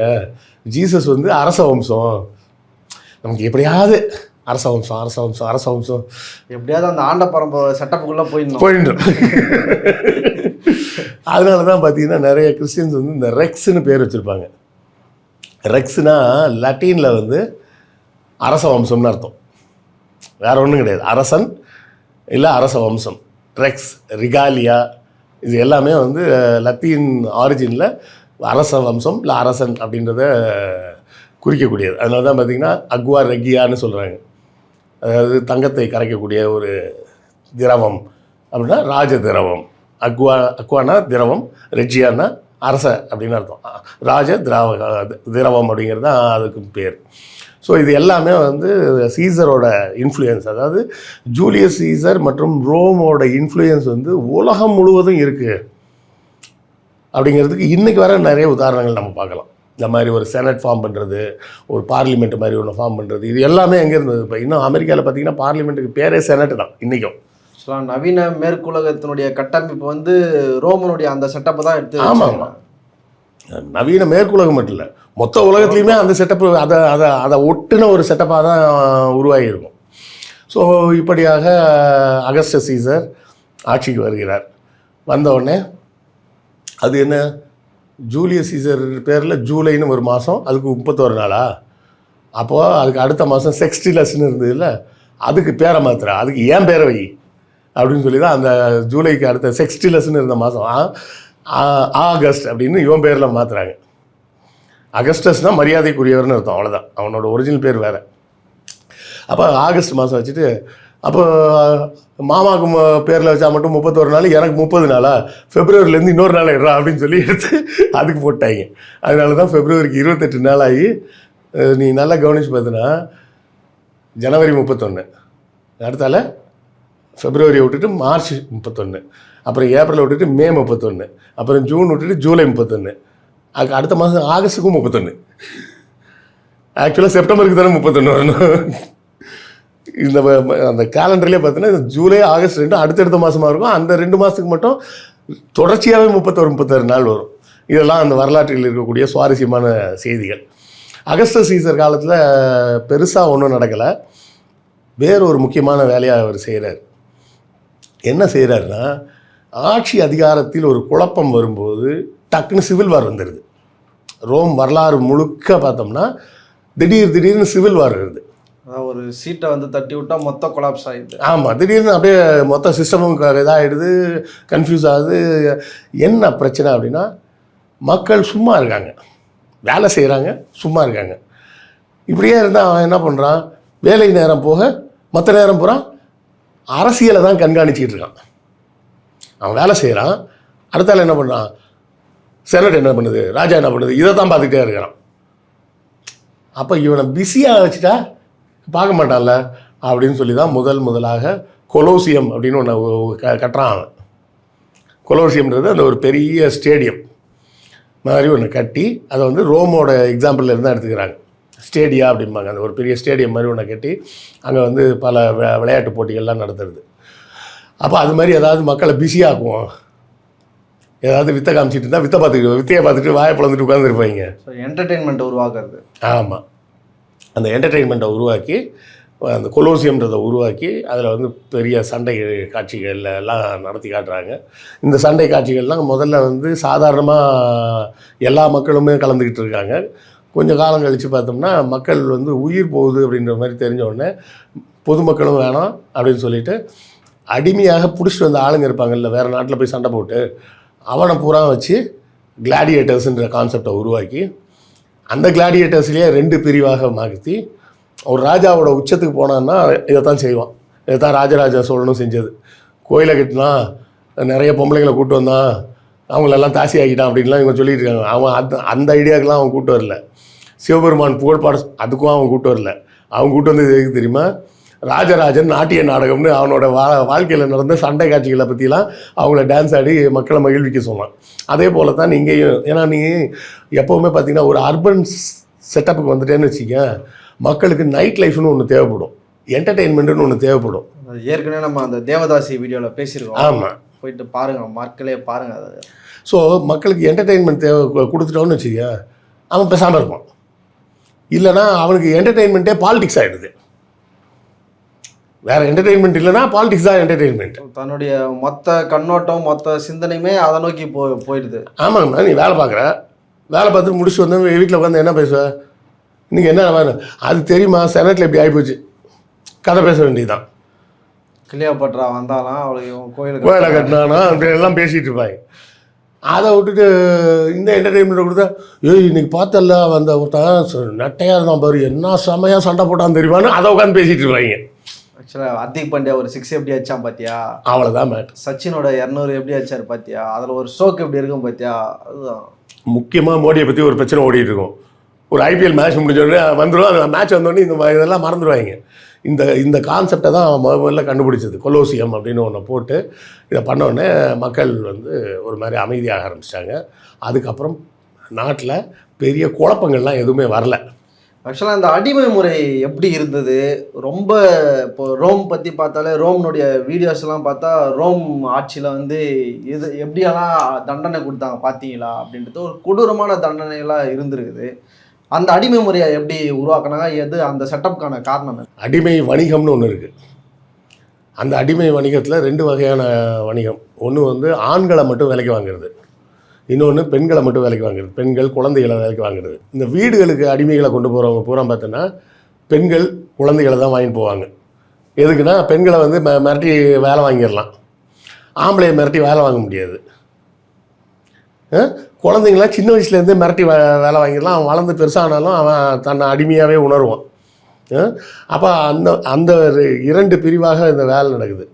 நடக்கும்போது என்ன ஆகுன்னா, ராஜா வந்து ஒரு பெரிய அமௌண்ட்டு கொடுப்பார், பரிசு அளிப்பார். அந்த சண்டை போடுற ஆளுங்களை வச்சு மெயின்டைன் பண்ணுறான்ல, அவனுக்கு பெரிய அமௌண்ட்டில் பணங்கள்லாம் கொடுப்பாங்க. அந்த பணங்களுக்காகவே இவர்கள் இந்த அடிமைகளை இது பண்ணுறது. என்னென்னா, இந்த அடிமைகளுக்கும் என்ன விஷயம்னா, ஒரு கட்டத்தில் அந்த முதலாளியாக பார்த்து ராஜாவுக்கு ரெக்கமெண்டேஷன் கொடுக்கணும்.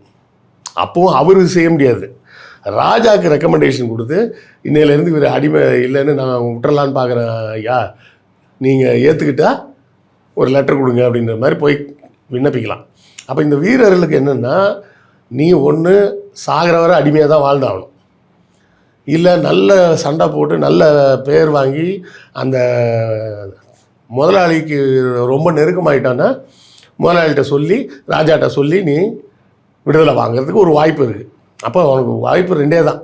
ஒன்று சண்டை போட்டு சாகணும், இல்லைனா சண்டை போட்டு ஜெயிச்சுக்கிட்டே இருந்தால் கடைசியில் ஒரு நாள் என்றைக்கோ ஒரு நாள் நமக்கு வந்து விடுதலை கிடைக்கலாம். இது 2 தாண்டி எந்த விதமான வாய்ப்பும் கிடையாதுன்றதுனால அவங்களும் அதிலே இருந்துடுறாங்க. இப்போ இந்த ஸ்பார்டகஸ்ன்றது ஒருத்தனோட பேர். அது ஓகே. கிளாடியேட்டர்ன்றது இது பொதுவான பேர். அதில் முதலில் பெரிய கலவரம் பண்ணது அந்த ஸ்பார்டகஸ்ன்றவன் தான். நம்ம ஏன்டா அடிமையாக இருக்கணும் அப்படின்னு சொல்லி அங்கே இருந்த கிளாடியேட்டர்ஸ் எல்லாரையும் ஒன்றா திரட்டி ரோம் படைகள் மேலே சண்டை போட்டு தப்பிச்சு போயிட்டான். ஆனாலும் அது அந்த புரட்சி வந்து ரொம்ப குறைந்த காலம் தான் நீடிச்சுது. அதுக்கப்புறம் அவங்களெல்லாம் பிடிச்சி சிலுவையில் அரைஞ்சு கொண்டுட்டாங்க. அதான் தண்டனைகள்னு சொல்லும் போது என்னென்ன தண்டனைகள்லாம்? மெயினாக ஒரே தண்டனை தான், சிலுவையில் அறையுதல். சிலுவையில் அறையுதல்னால் என்னென்னா, நம்ம ஜீசஸை சிலுவையில் அரைஞ்ச மாதிரி காட்டினதெல்லாம் வந்து நிறைய புனைவு. அது சிலுவையில் அறையிறதுனா என்ன பண்ணாங்கன்னா, ஆணி இனிலாம் வச்சு அடிக்க மாட்டாங்க, கயிறை போட்டு கட்டி வச்சுருவாங்க. அந்த சிலுவையில் போட்டு கட்டி அதை விட்டுருவாங்க.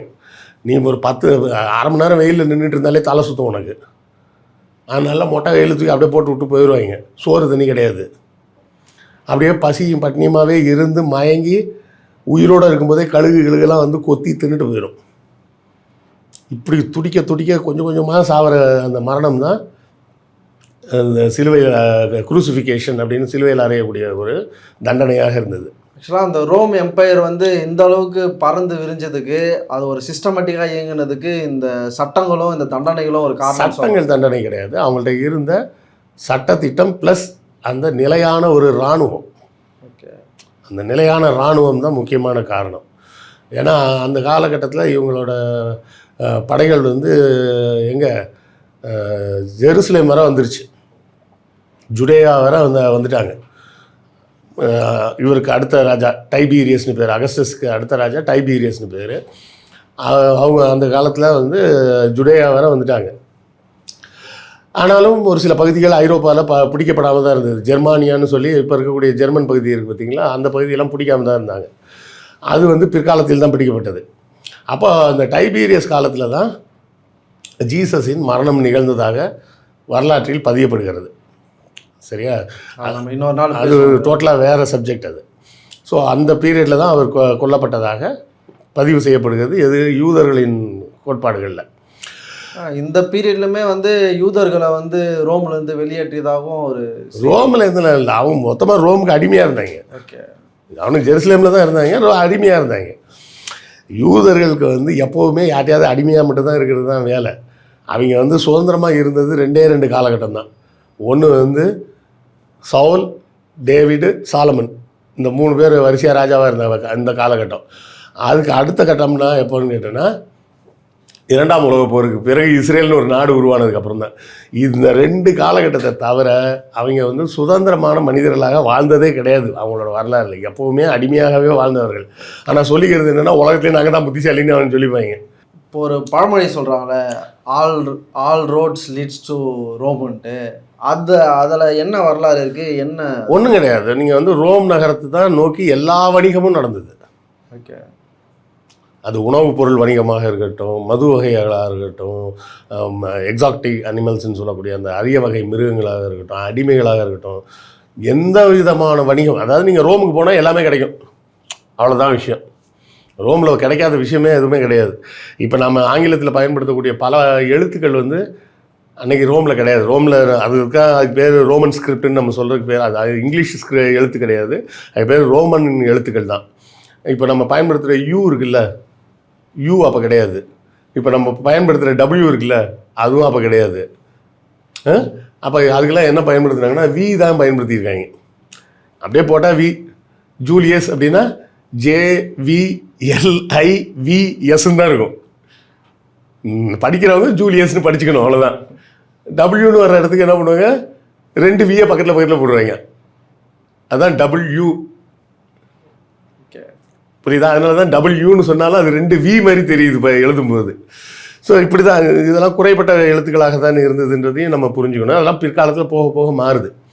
ஸோ இந்த டைபீரியஸ் காலம்லாம் வந்து பெருசாக சொல்கிற மாதிரிலாம் ஒன்றும் கிடையாது.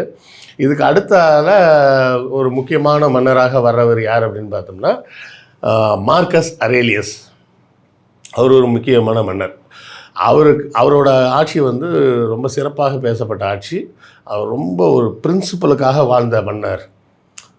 மக்களை வந்து சுரண்டக்கூடாது, ரொம்ப பெரிய என்ன சொல்கிறது, லக்ஸுரியிலலாம் இருக்கக்கூடாது. ஒரு மன்னன்றவன் வந்து அதிகார மையத்தின் தலைவன் கிடையாது, நிர்வாகத்தின் தலைவனாக இருக்கணும் அப்படின்னு சில கோட்பாடுகளோடு அவர் தான் வாழ்கிறாரு. அவர் காலத்தில் தான் வந்து இந்த ஜெர்மானியான்ற பகுதியெல்லாம் இவங்க பிடிக்கிறாங்க. அவர் வந்து தன்னுடைய வாழ்க்கையில் பல காலம் வந்து போர்கள்லேயே சுற்றிட்டு இருந்தவர். மற்ற சீசர்லாம் நிறைய பேர் போருக்கு போக மாட்டாங்க. இவர் நேரடியாக இவரே களத்தில் இறங்கி எல்லா போர்களுக்கும் நேராக போகக்கூடியவராக அவர் இருக்கிறாரு. அவ்வளோ சிறப்பான ஒரு மன்னர். அப்படி நல்ல அப்பாவுக்கு தான் எப்படி வரும், தருதலையாக தான் ஒரு பிள்ளை வந்து சேரும். அப்பாவே போட்டு தள்ளலாம், அம்மா மேலே பாட்டில் தூக்கி வீசலாம் அப்படின்ற மாதிரி பிள்ளைங்க வந்து சேரும். அப்படி வந்து அவர் பையன் பேர் தான் கமோடஸ்னு பேர். அந்த கமோடஸ் காலத்தில் அவன் வந்து வெறுக்கப்பட்டான். என்னென்னா தன் அக்காவோடவே உறவு வச்சுக்கிட்டான், அப்படி இப்படின்லாம் வெறுத்து ஒதுக்கப்பட்டான். இந்த ரோமில் வந்து மோசமான மன்னர்கள், மோசமாக பேர் வாங்கின மன்னர்கள்லாம் நிறைய பேர் இருக்காங்க. அவங்கள பற்றிலாம் நம்ம பேச வேணாம், அது இன்னொரு நாள் பேசுவோம், வேணால் தனியாகவே வேணால் பேசுவோம். இந்த நீரோ, ரோம் நகரம் தீப்பிடித்த போது பிடில் வாசித்து கொண்டு இருந்தான் நீரோ அப்படின்லாம் சொல்லுவாங்கல்ல. அவன் காலிகுல்லான்னு ஒருத்தன். காலிகுல்லா லைஃபே வந்து ஃபுல்லாக செக்ஸ் தான். அவர் வந்து 24 ஹவர்ஸும் செக்ஸ்லேயே இருப்பார். இப்போது மகாபாரதம் குறித்து பேசும்போது ஒரு விஷயம் சொன்னீங்க, மகாபாரதத்தில் அவன் அதை பண்ணான் இவன் அதை பண்ணான், அந்த கதையை தான் சொல்கிறாங்களே தவிர அங்கேருந்து மக்களை பற்றி அவனாவது பேசுகிறான்ற கேள்வியை நீங்கள் முன் வச்சிங்க. இப்போ அதே மாதிரி ரோமில் இவ்வளோ மன்னர்கள் வரலாறு எல்லாமே பேசிடுறோம், மக்களுடைய வாழ்நிலை என்னவா இருந்தது? மக்களோட வாழ்நிலை 2 விஷயம்தான். ஒன்று வணிகர்கள், இல்லைன்னா விவசாய கூலிகள், இல்லைன்னா பிரபுக்கள். எல்லா தரப்புலேயும் மக்கள் இருக்காங்க. அதை பற்றிய குறிப்புகளும் அதில் இருக்குது. மக்களோட வாழ்க்கை முறை எப்படி இருந்தது, அதாவது மக்களை வந்து ரோம் எப்படி வச்சுக்கிட்டாங்க அப்படின்னு சொன்னால், அகஸ்டஸ் சீசர் காலத்துக்கு முன்னாடி வந்து மக்கள் வந்து அரசியலில் நேரடியாக ஈடுபட்டாங்க. அகஸ்டஸ் சீசர் காலத்துக்கு அப்புறம் மக்கள் நேரடியாக அரசியலில் ஈடுபடாத மாதிரி பார்த்துக்கிட்டாங்க. அதுக்கு தான் கொலோசியம். கொமோடோஸ் வந்து அவங்க அப்பாவை அவன் தான் கொன்னான் அப்படின்னு கூட ஒரு குற்றச்சாட்டு உண்டு. அது உறுதி செய்யப்பட்ட குற்றச்சாட்டு கிடையாது. ஏன்னா ஜெர்மானியா பகுதிக்கு போய் சண்டையில் ஜெயித்தவர் திரும்பி வரும்போது புனமாக தான் வந்தார். அந்த புனமாக வர்றதுக்கு முன்னாடி தான் கொமோடோஸ் இங்கேருந்து ஜெர்மானியாவுக்கு போகிறான் அவன் அப்பாவை பார்க்கறதுக்கு. அப்பாவை பார்க்க போனவன் அப்பா செத்துட்டாருன்னு தான் சொல்லி அப்பாவை கூப்பிட்டு வரான். அப்போ நிறைய பேர் என்ன சொல்கிறாங்கன்னா, அவரோட பிரின்சிபல் ஸ்ட்ரிக்டான நேர்மையான லைஃப் வந்து பையனுக்கு பிடிக்கல, பையன் வந்து ஆடம்பரங்களில் ஈடுபடுறதுல ரொம்ப ஆர்வம் உடையவன், அப்போ அதுக்கு இடைஞ்சலாக இருக்கார், நம்மளை அடுத்த ராஜாவை ஆக விட மாட்டாருன்னா அவனே போட்டுக்கலாம் அப்படின்னு சொல்லி நம்பப்படுகிறது. நீங்கள் எதுக்கோ சிரிக்கிறீங்க, எதுக்குன்னு தெரியல, சொல்லுங்கள். இல்லை, அதை சொல்லும் போது எனக்கு விஜயும் அன்புமணியும் ஞாபகம் வருது, அதனால். ஸோ இப்படி அவன் கொமோடோஸ் வந்தப்போ இருப்பதிலேயே ஒரு மோசமான ஆட்சியாக அது இருந்தது அப்படின்னு சொல்லி சொல்லப்படும். இல்லை அடக்குமுறைக்கு உண்டான ஆட்சி, இல்லை ரொம்ப ஆடம்பரமான ஆட்சியாக இருந்தது. ஆடம்பரத்தில் கலிகுல்லா வந்து செக்ஸு சம்மந்தப்பட்ட ஆடம்பரம், இது வேறு வகையான ஆடம்பர செலவுகள் அப்படின்னு சொல்லி வரலாற்றில் பதிவு பண்ணுறாங்க. நீங்கள் கூட கிளாடியேட்டர்னு இப்போ ரசல் குரோன் நடித்த படம் பார்த்தீங்களே, அந்த கதையில் வரக்கூடிய வரலாற்று பகுதி இந்த மார்க்கஸ் அரேலியஸ் கொமோடஸ் இவங்க 2 பேரோட காலத்தில் நடப்பதாக எழுதப்பட்ட கதை. அது ரோம் பேரரசனுடைய எல்லைகளாக என்னென்ன, அதான் இப்போ வந்து என்ன ஆயிடுச்சுன்னா, ரோம் பேரரசோட எல்லை வந்து இப்போ இருக்கக்கூடிய துருக்கி வர வந்துருச்சு.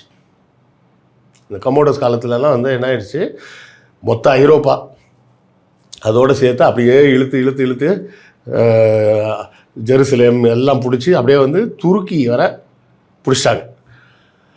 அப்போ அந்த துருக்கி வர பிடிச்ச காலகட்டம் தான் கான்ஸ்டன்டைன் அப்படின்னு ஒரு ரோமன் எம்பரர். அவர் காலகட்டத்தில் தான் அதெல்லாம் அந்த கண்ட்ரோலுக்கு வருது. அந்த காலகட்டத்தில் ஒரு பெரிய சேஞ்ச் நடக்குது. என்னென்னா, அப்போ தான் ஜீசஸோட கதைகள் மேற்கத்திய உலகம் பூரா பரவ ஆரம்பிக்குது. ரகசியமாக இருந்தது, கொஞ்சம் கொஞ்சமாக பரவ ஆரம்பிக்குது. பரவ ஆரம்பித்த உடனே அந்த கதைகளை கேட்ட கான்ஸ்டன்டைனோட அம்மா, பேர் ஏதோ ஒரு பேர் சம்திங் விட்ருங்க, பேரை விட்ருங்க, பேர் முக்கியம் இல்லை. அவங்க அம்மா என்ன பண்ணுறாங்க, இப்படி ஒரு விஷயம் நடந்ததா, ஆச்சரியமாக இருக்கு, இப்படி ஒரு மனிதர் வாழ்ந்தாருன்னு சொல்கிறாங்களே, ஆச்சரியமாக இருக்கு, நான் அங்கே போய் பார்த்துட்டு வரேன்னு சொல்லிட்டு அவங்க பரிவாரங்களோட கிளம்பி அங்கேருந்து வந்துடுறாங்க. ஜெருசலேமுக்கே வந்துடுறாங்க. வந்து கேட்குறாங்க அங்கே இருக்க கவர்னர்கிட்ட. இது நடக்கிறது எப்போன்னு பார்த்தீங்கன்னா, இயேசு இறந்ததாக சொல்லப்படக்கூடிய தேதியிலேருந்து கிட்டத்தட்ட 250 வருஷம் கழிச்சு. இந்த மாதிரி ஜீசஸை வந்து சிலுவையில் அரைஞ்சாங்களாமே, அந்த சிலுவை எங்கே இருக்குது காட்டு அப்படின்னு கேட்டோடனே, அப்போ அங்கே ஒரு ரோம் கவர்னர் இருப்பான்ல, என்ன பண்ணுவான், ராஜாவோட அம்மாவே வந்து கேட்குறாங்க, ஏதோ ஒரு சிலுவை காமிச்சு, இதாங்கம்மா இந்த சிலுவை தான் அரைஞ்சாங்க, நான் தேடி எடுத்துட்டேன் அப்படின்னு சொல்லி கொடுத்தோடனே, சரி அதை எடுத்துகிட்டு வா அப்படின்னு சொல்லி அதை ரோம் நகரத்துக்கு எடுத்துகிட்டு போயிட்டாங்க. எடுத்துகிட்டு போய் அதை வெட்டி சின்ன சின்ன சைஸாக சிலுவைகள், இந்த கை உயரத்துக்கு இருக்கிற மாதிரி சின்ன சின்ன சிலுவைகளாக சுமார் 250-300 சிலுவைகள்கிட்ட செஞ்சு ரோம் சாம்ராஜ்யம் முழுக்க அனுப்பி விட்றாங்க. அப்போ தான் ஒரு குழு அமைச்சு, கான்ஸ்டன்டைன் தலைமையில் ஒரு குழு அமைச்சு பைபிளை தொகுத்துருங்க அப்படின்னு சொல்லி தொகுக்குறாங்க. பைபிள்னாலே என்ன அர்த்தம்னா தொகுக்கப்பட்ட நூல் அப்படின்னு தான் அர்த்தம். பல புத்தகங்களை தொகுப்பதற்கு பைபிள் அப்படின்றது லாட்டினில் உள்ள பேர். அப்படி தொகுக்கும்போது இவங்களுக்கு வசதியான விஷயங்களாக எது பட்டுச்சோ அதெல்லாம் வச்சுக்கிட்டு மற்றதெல்லாம் விட்டுட்டாங்க. இதெல்லாம் வந்து சொன்னால் ஜீசஸோட இமேஜுக்கு பாதிக்கும் அப்படின்ற மாதிரி எதெல்லாம் அவங்களுக்கு தோணுச்சோ அதெல்லாம் எடுத்துட்டாங்க. இன்னும் சொல்லப்போனால் மேரி மேக்டலின் அப்படின்னு ஜீசஸ்க்கு ஒரு மனைவி அல்லது காதலி இருந்ததாக பொருளிலாம் இல்லை, புத்தகத்திலே பதிவு இருக்குது. தாமஸ் எழுதுனா நமக்கு தெரிஞ்சது வந்து 4 சுவிசேஷம் தான், காஸ்பல், 4 காஸ்பல் தான். தாமஸ் எழுதுன காஸ்பல் ஒன்று இருக்குது, அதெல்லாம் எடுத்துட்டாங்க, அதெல்லாம் பின்னாடி எடுத்து வேணான்னு தள்ளிட்டாங்க. அப்போ இதெல்லாம் தொகுத்து அவங்க வந்து பைபிள்னு ஒன்று உருவாக்குறாங்க. கான்ஸ்டன்டைனுக்கு வந்து கிறிஸ்தவ மதத்துக்கு மாறுறதுக்கு விருப்பம் இல்லை. அவனுக்கு அந்த ரோம் கடவுள்கள் தான் அவனுக்கு பிடிச்சிருந்தது, அவங்க அம்மாவுக்கு பிடிச்சிருந்தது, அவங்க மாறிட்டாங்க. ஆனால் அம்மாவோட அன்புக்கும் கட்டளைக்கும் கீழ்ப்படிஞ்சு இவர் அந்த வேலையெல்லாம் செய்ய சொன்னார். ஆனால் அவர் எப்போ கிறிஸ்டியனாக கன்வெர்ட் ஆகிறாருன்னா, அவர் அது மரணப்படுக்கையில் தான் கிறிஸ்டியனாக கன்வெர்ட் ஆகிறாரு, அதோட இறந்துட்டார். அவரோட முக்கியமான அச்சீவ்மெண்ட் என்னென்னா, துருக்கி வர வந்துருச்சுன்னு சொன்னால அங்கே ஒரு புது நகரத்தை உருவாக்குறாரு. கான்ஸ்டான்டினோப்பிள் அவர் பேர் கான்ஸ்டன்டைன். அந்த நகரத்துக்கு பேர் கான்ஸ்டான்டினோப்பிள்னு ஒரு நகரத்தை உருவாக்கி, அட்மினிஸ்ட்ரேஷன் ரொம்ப கஷ்டமாக இருக்குதுன்னு சொல்லி 2ஆக பிரிச்சிடுறாங்க. இதை ரோமன் எம்பையர், அதை பைசாண்டியன் எம்பையர் அப்படின்னு பிரிக்கிறாங்க. சரியா? அதை வந்து சில பேர் சொல்லும்போது எப்படி சொல்லுவாங்கன்னா, eastern Roman empire, western Roman எம்பையர்னு சொல்லுவாங்க. அது ஒரு வீழ்ச்சிக்கான காரணம்னு சொல்கிறாங்க. இல்லை, வீழ்ச்சிக்கான காரணம் இல்லை, அதுதான் வந்து அட்மினிஸ்ட்ரேஷனுக்காக தான் அது பண்ணது. வீழ்ச்சி ஏற்பட்டது வேறு ஒரு காரணம்.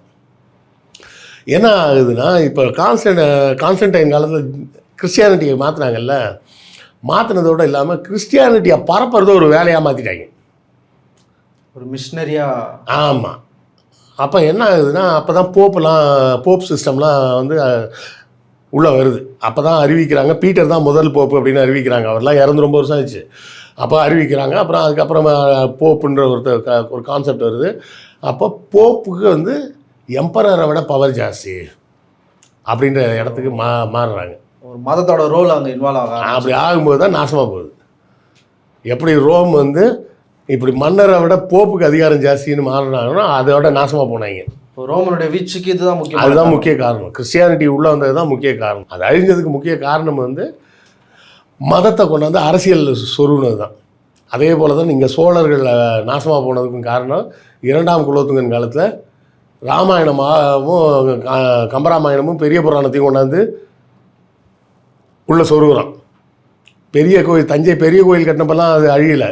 மக்கள் மத்தியில் இந்த மதத்தை பரப்புகிற வேலைன்னு ஒன்று ஆரம்பித்தப்போ தான் அந்த சாம்ராஜ்யம் வீழ ஆரம்பிக்குது. இங்கே ரோமும் அப்படி தான் வீழ்ச்சியை நோக்கி கொஞ்சம் கொஞ்சமாக சரிய ஆரம்பிக்குது. அப்போ கடைசியாக அப்படி இப்படி வந்து ஒரு மன்னர், அது 476 பார்த்திங்கன்னா ரோம் எம்பரராக இருக்கிறது ரோமுலஸ் அகஸ்டஸ் அப்படின்னு ஒரு மன்னர் இருக்கிறாரு. அப்போ இப்போதைய ஜெர்மனி பகுதியில் ஒரு ராஜா ஒருத்தன் இருக்கான். அவன் பேர் ஓடோ ஏசர்னு பேர். அவன் ஒரு பெரிய படையோடு வந்து ரோமை கைப்பற்றி ரோமுலஸையும் போட்டு தள்ளிடுறான். அதோட அஃபீஷியலாக ரோம் சாம்ராஜ்யம் அப்படிங்கிறது, இந்த மேற்குலக ரோம் சாம்ராஜ்யம்ன்றது முடிஞ்சிருச்சு. இந்த சைடு முடிஞ்சிருச்சு. இந்த சைடு எல்லாருமே தனித்தனி ராஜாவாகிட்டாங்க. அதுக்கப்புறம் இட்டாலி தனி ராஜா, ஸ்பெயின் தனி ராஜா, ஃப்ரான்ஸ் தனி ராஜா, இங்கிலாந்து தனி ராஜா, ஜெர்மன் தனி ராஜான்னு இவங்கெல்லாம் தனித்தனி அரசர்களாக, அங்கெல்லாம் யார் கவர்னராக இருந்தோம் அவன் தானாக ராஜாவாயிட்டான். அப்படி ஒரு அரச பரம்பரைன்னு மாற்றிக்கிட்டாங்கன்னு வச்சிங்களேன். அது ஒரு புறம் இப்படி நடந்துகிட்ருக்கு. இந்த பக்கம் பார்த்தோம்னா இந்த ஈஸ்டர்ன் ரோமன் எம்பையர் அது ஸ்ட்ராங்காக தான் இருக்குது. பேர் தான் ஈஸ்டர்ன் ரோமன் எம்பையர். அதுக்கும் இந்த பக்கத்தில் இருக்கக்கூடிய ஐரோப்பாவுக்கும் சம்மந்தமே கிடையாது. அதுதான் பைசாண்டியன் எம்பையர்னு அது போயிட்டுருக்கு. அப்படி போகும்போது அங்கே முக்கியமான ஒரு ராஜா வரான், ஜஸ்டினன் அப்படின்னு பேர். அவன் தான் வந்து சட்டத்திட்டங்களை இன்னும் நெறிமுறைப்படுத்துகிறான். அதுக்கு பேர் ஜஸ்டினன் கோடு அப்படின்னே பேர். அப்போ அவனும் ஆட்சிகளில் இருந்துக்கிட்டு இருக்கிறான். இது வந்து கிட்டத்தட்ட ஒரு 1400 வரை அந்த ஆட்சி போயிட்டுருக்கு. அதாவது ரோம் சாம்ராஜ்யம் அழிஞ்சு இன்னொரு 1000 வருஷம் பைசாண்டியன் எம்பையர் இருந்துக்கிட்டே இருக்குது. அப்போ அதோட தாக்கம் வந்து இந்த ஆசிய பகுதிகள் எல்லா இடத்துலையும் அதோட தாக்கம் மிகுதியாக இருக்குது. அப்போ தான் ஒட்டாமன் எம்பையர் சுல்தானேட் ஃபார்ம் ஆகுது. 1400களோட கடைசியில் தான் ஒட்டாமன் சுல்தானேட் ஃபார்ம் ஆகுது. ஃபார்ம் ஆகும்போது தான், அதுக்கு முன்னாடியே வந்து இந்த கான்ஸ்டாண்டினோபிள் நகரத்தை பிடிக்கிறதுக்கு மறுபடியும் முயற்சிகள் நடந்துக்கிட்டு இருக்கும். பத்தாவதுக்கு இஸ்லாம் வந்துருச்சு. இஸ்லாம் வந்து ஜெருசலேமை பிடிக்கணும்னு ட்ரை பண்ணுறாங்க. ஜெருசலேம் ரோம் கண்ட்ரோலில் இருக்குது. அது வந்து முதல் கலிஃபேட்டை வந்து ரசுதீன் கலிஃபேட் அப்படிம்பாங்க. அதில் உமர்னு ஒருத்தர் இருப்பார். அவர் வந்து முகமது நபியோட மகளை கல்யாணம் பண்ணவர், ஃபாத்திமாவை கல்யாணம் பண்ணவர். அவர் தலைமையில் தான் ஒரு பெரிய படையெடுப்பில் ஜெருசலேம் வந்து இவங்க ஜீசஸையும் தன்னுடைய நபிகளில் ஒருத்தராக நம்பின காரணத்தினால ஜெருசலேம் நமக்கு புனித நகரம் தான் அப்படின்னு சொல்லிவிட்டு அவங்க படையெடுத்து வராங்க. படையெடுத்து வரும்போது அது அங்கே இருந்த ரோம் நாட்டு படைகள் தோற்ற உடனே இஸ்லாமியர் கண்ட்ரோலுக்கு ஜெருசலேம் வருது. அப்போ தான் யூதர்கள் மறுபடியும் குடியேற்றப்படுகிறார்கள். ரோமன் எம்பையரில் இருக்கும்போது ஜெருசலேமில் இருந்த யூதரில் பூரா அடித்து விரட்டிட்டாங்க. ஒருத்தங்க கூட உள்ள இல்லை. அதை வந்து உமரே வந்து பதிவு பண்ணுறாரு. அங்கே போய் கேட்டுட்டு போனோடனே அந்த சர்ச்சில் இருக்க அந்த ஃபாதர் வந்து என்ன சொல்கிறாரு, நீங்கள் அங்கே ஒரு தனி போப்பு இருப்பார்.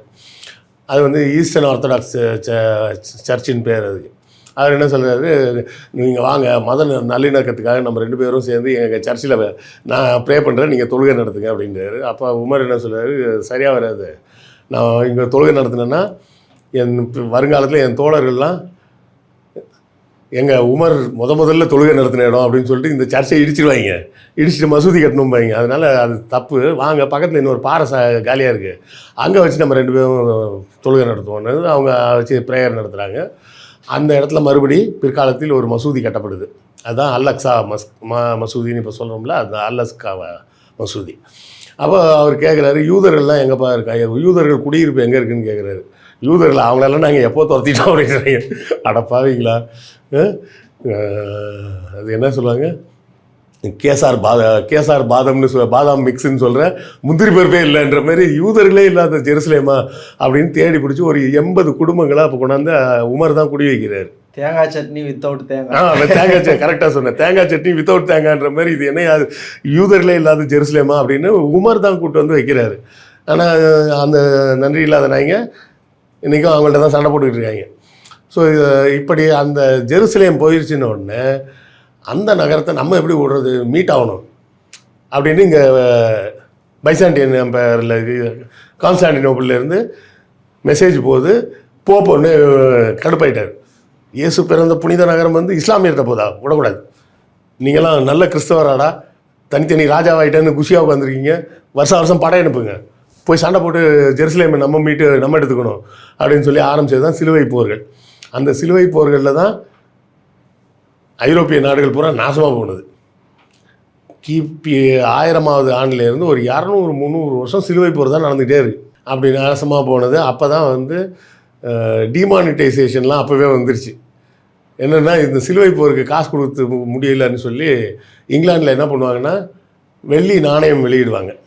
வருஷம் அந்த நாணயத்தோட வெயிட் எவ்வளோ இருக்குன்னு பார்த்தா 10 கிராம் இருக்கும்.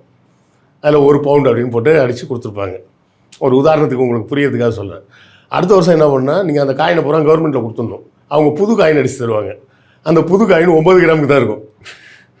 வருஷம் 10% எடையை குறைச்சிருவாங்க. இப்படிலாம் பணம் திரட்டிக்கிட்டு இருந்தாங்க. ஒரு கட்டத்தில் பார்க்குறாங்க, இங்கிலாந்தில் தான் முதல்ல அந்த கேள்வி, இங்கிலாந்துலேயும் ஜெர்மனியில் தான் அந்த கேள்வி முதல்ல வருது. அது என்ன அந்த போப்பு சொல்கிறான்னு நம்ம செய்யணுமா? நம்ம இங்கே உட்காந்து கஷ்டப்பட்டு வேலை செய்கிறோம், எல்லாம் பண்ணுறோம், வருஷம் காசு அனுப்பு, ஆள் அனுப்புன்னுட்டு இருக்கான். அப்போ போப்பு இல்லாமல் கிறிஸ்தவ மதமே இல்லையா? எதுக்கு போப்பு வேணாண்டா அப்படின்னு ஆரம்பிச்சது தான் ப்ராட்டஸ்ட்.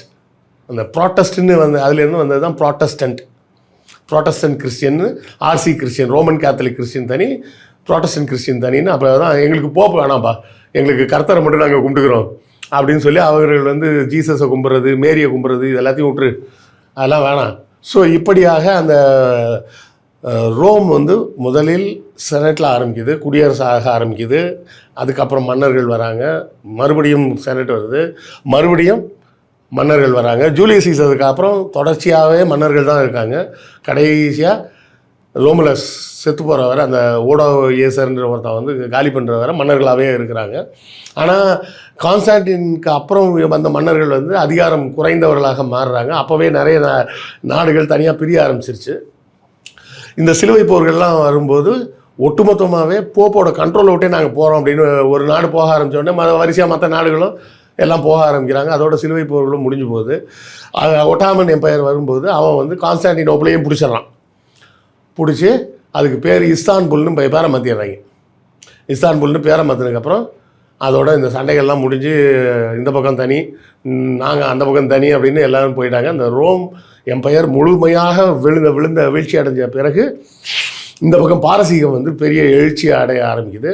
இந்த பாரசீகம் எழுச்சி அடையக்கூடிய இந்த காலகட்டத்தில் ரோம் சாம்ராஜ்யமாக இருந்த சின்ன சின்ன நாடுகள்லாம் விஞ்ஞானத்தை நோக்கி பார்க்க போகிறாங்க. அதுக்கு பிறகு தான் நம்ம பார்க்குற மாடர்ன் வேர்ல்டு ஃபார்ம் ஆகுது. ஸோ இந்த மாடர்ன் வேர்ல்டு உருவானதே ரோம் அப்படின்ற ஒரு ரோம் சாம்ராஜ்யத்தோட கட்டுமானத்திலேருந்து கிளம்பி வந்தது தான் மொத்த ஐரோப்பாவும். அது இன்றைக்கி வர உலகம் பூரா அந்த தாக்கம் இருந்துக்கிட்டு தான் இருக்குது. இது வந்து கொஞ்சம் பெரிய சாதனை தான். ஏன்னா இது இந்த பாட்காஸ்ட் கொஞ்சம் நீளமான பாட்காஸ்ட்டாக போயிடுச்சு. ஸோ நான் கடைசி வரை பார்த்தேன் அப்படின்னு நீங்கள் டைப் பண்ணுங்கள். வேறு எதை சொல்கிறதுன்னு தெரியல, எல்லாம் நிறைய ஆப்ஷன்ஸ் கொடுத்துட்டோம், ஆப்ஷன் மறந்துடுவீங்க. அதனால் நான் கடைசி வரை பார்த்தேன் அப்படின்னு ஒரு கமெண்ட் போடுங்க. Will be very happy. I will put one heart for you. ஆராயத்திற்கு வந்து பல்லவத்தில் ரொம்ப நன்றி. நன்றி.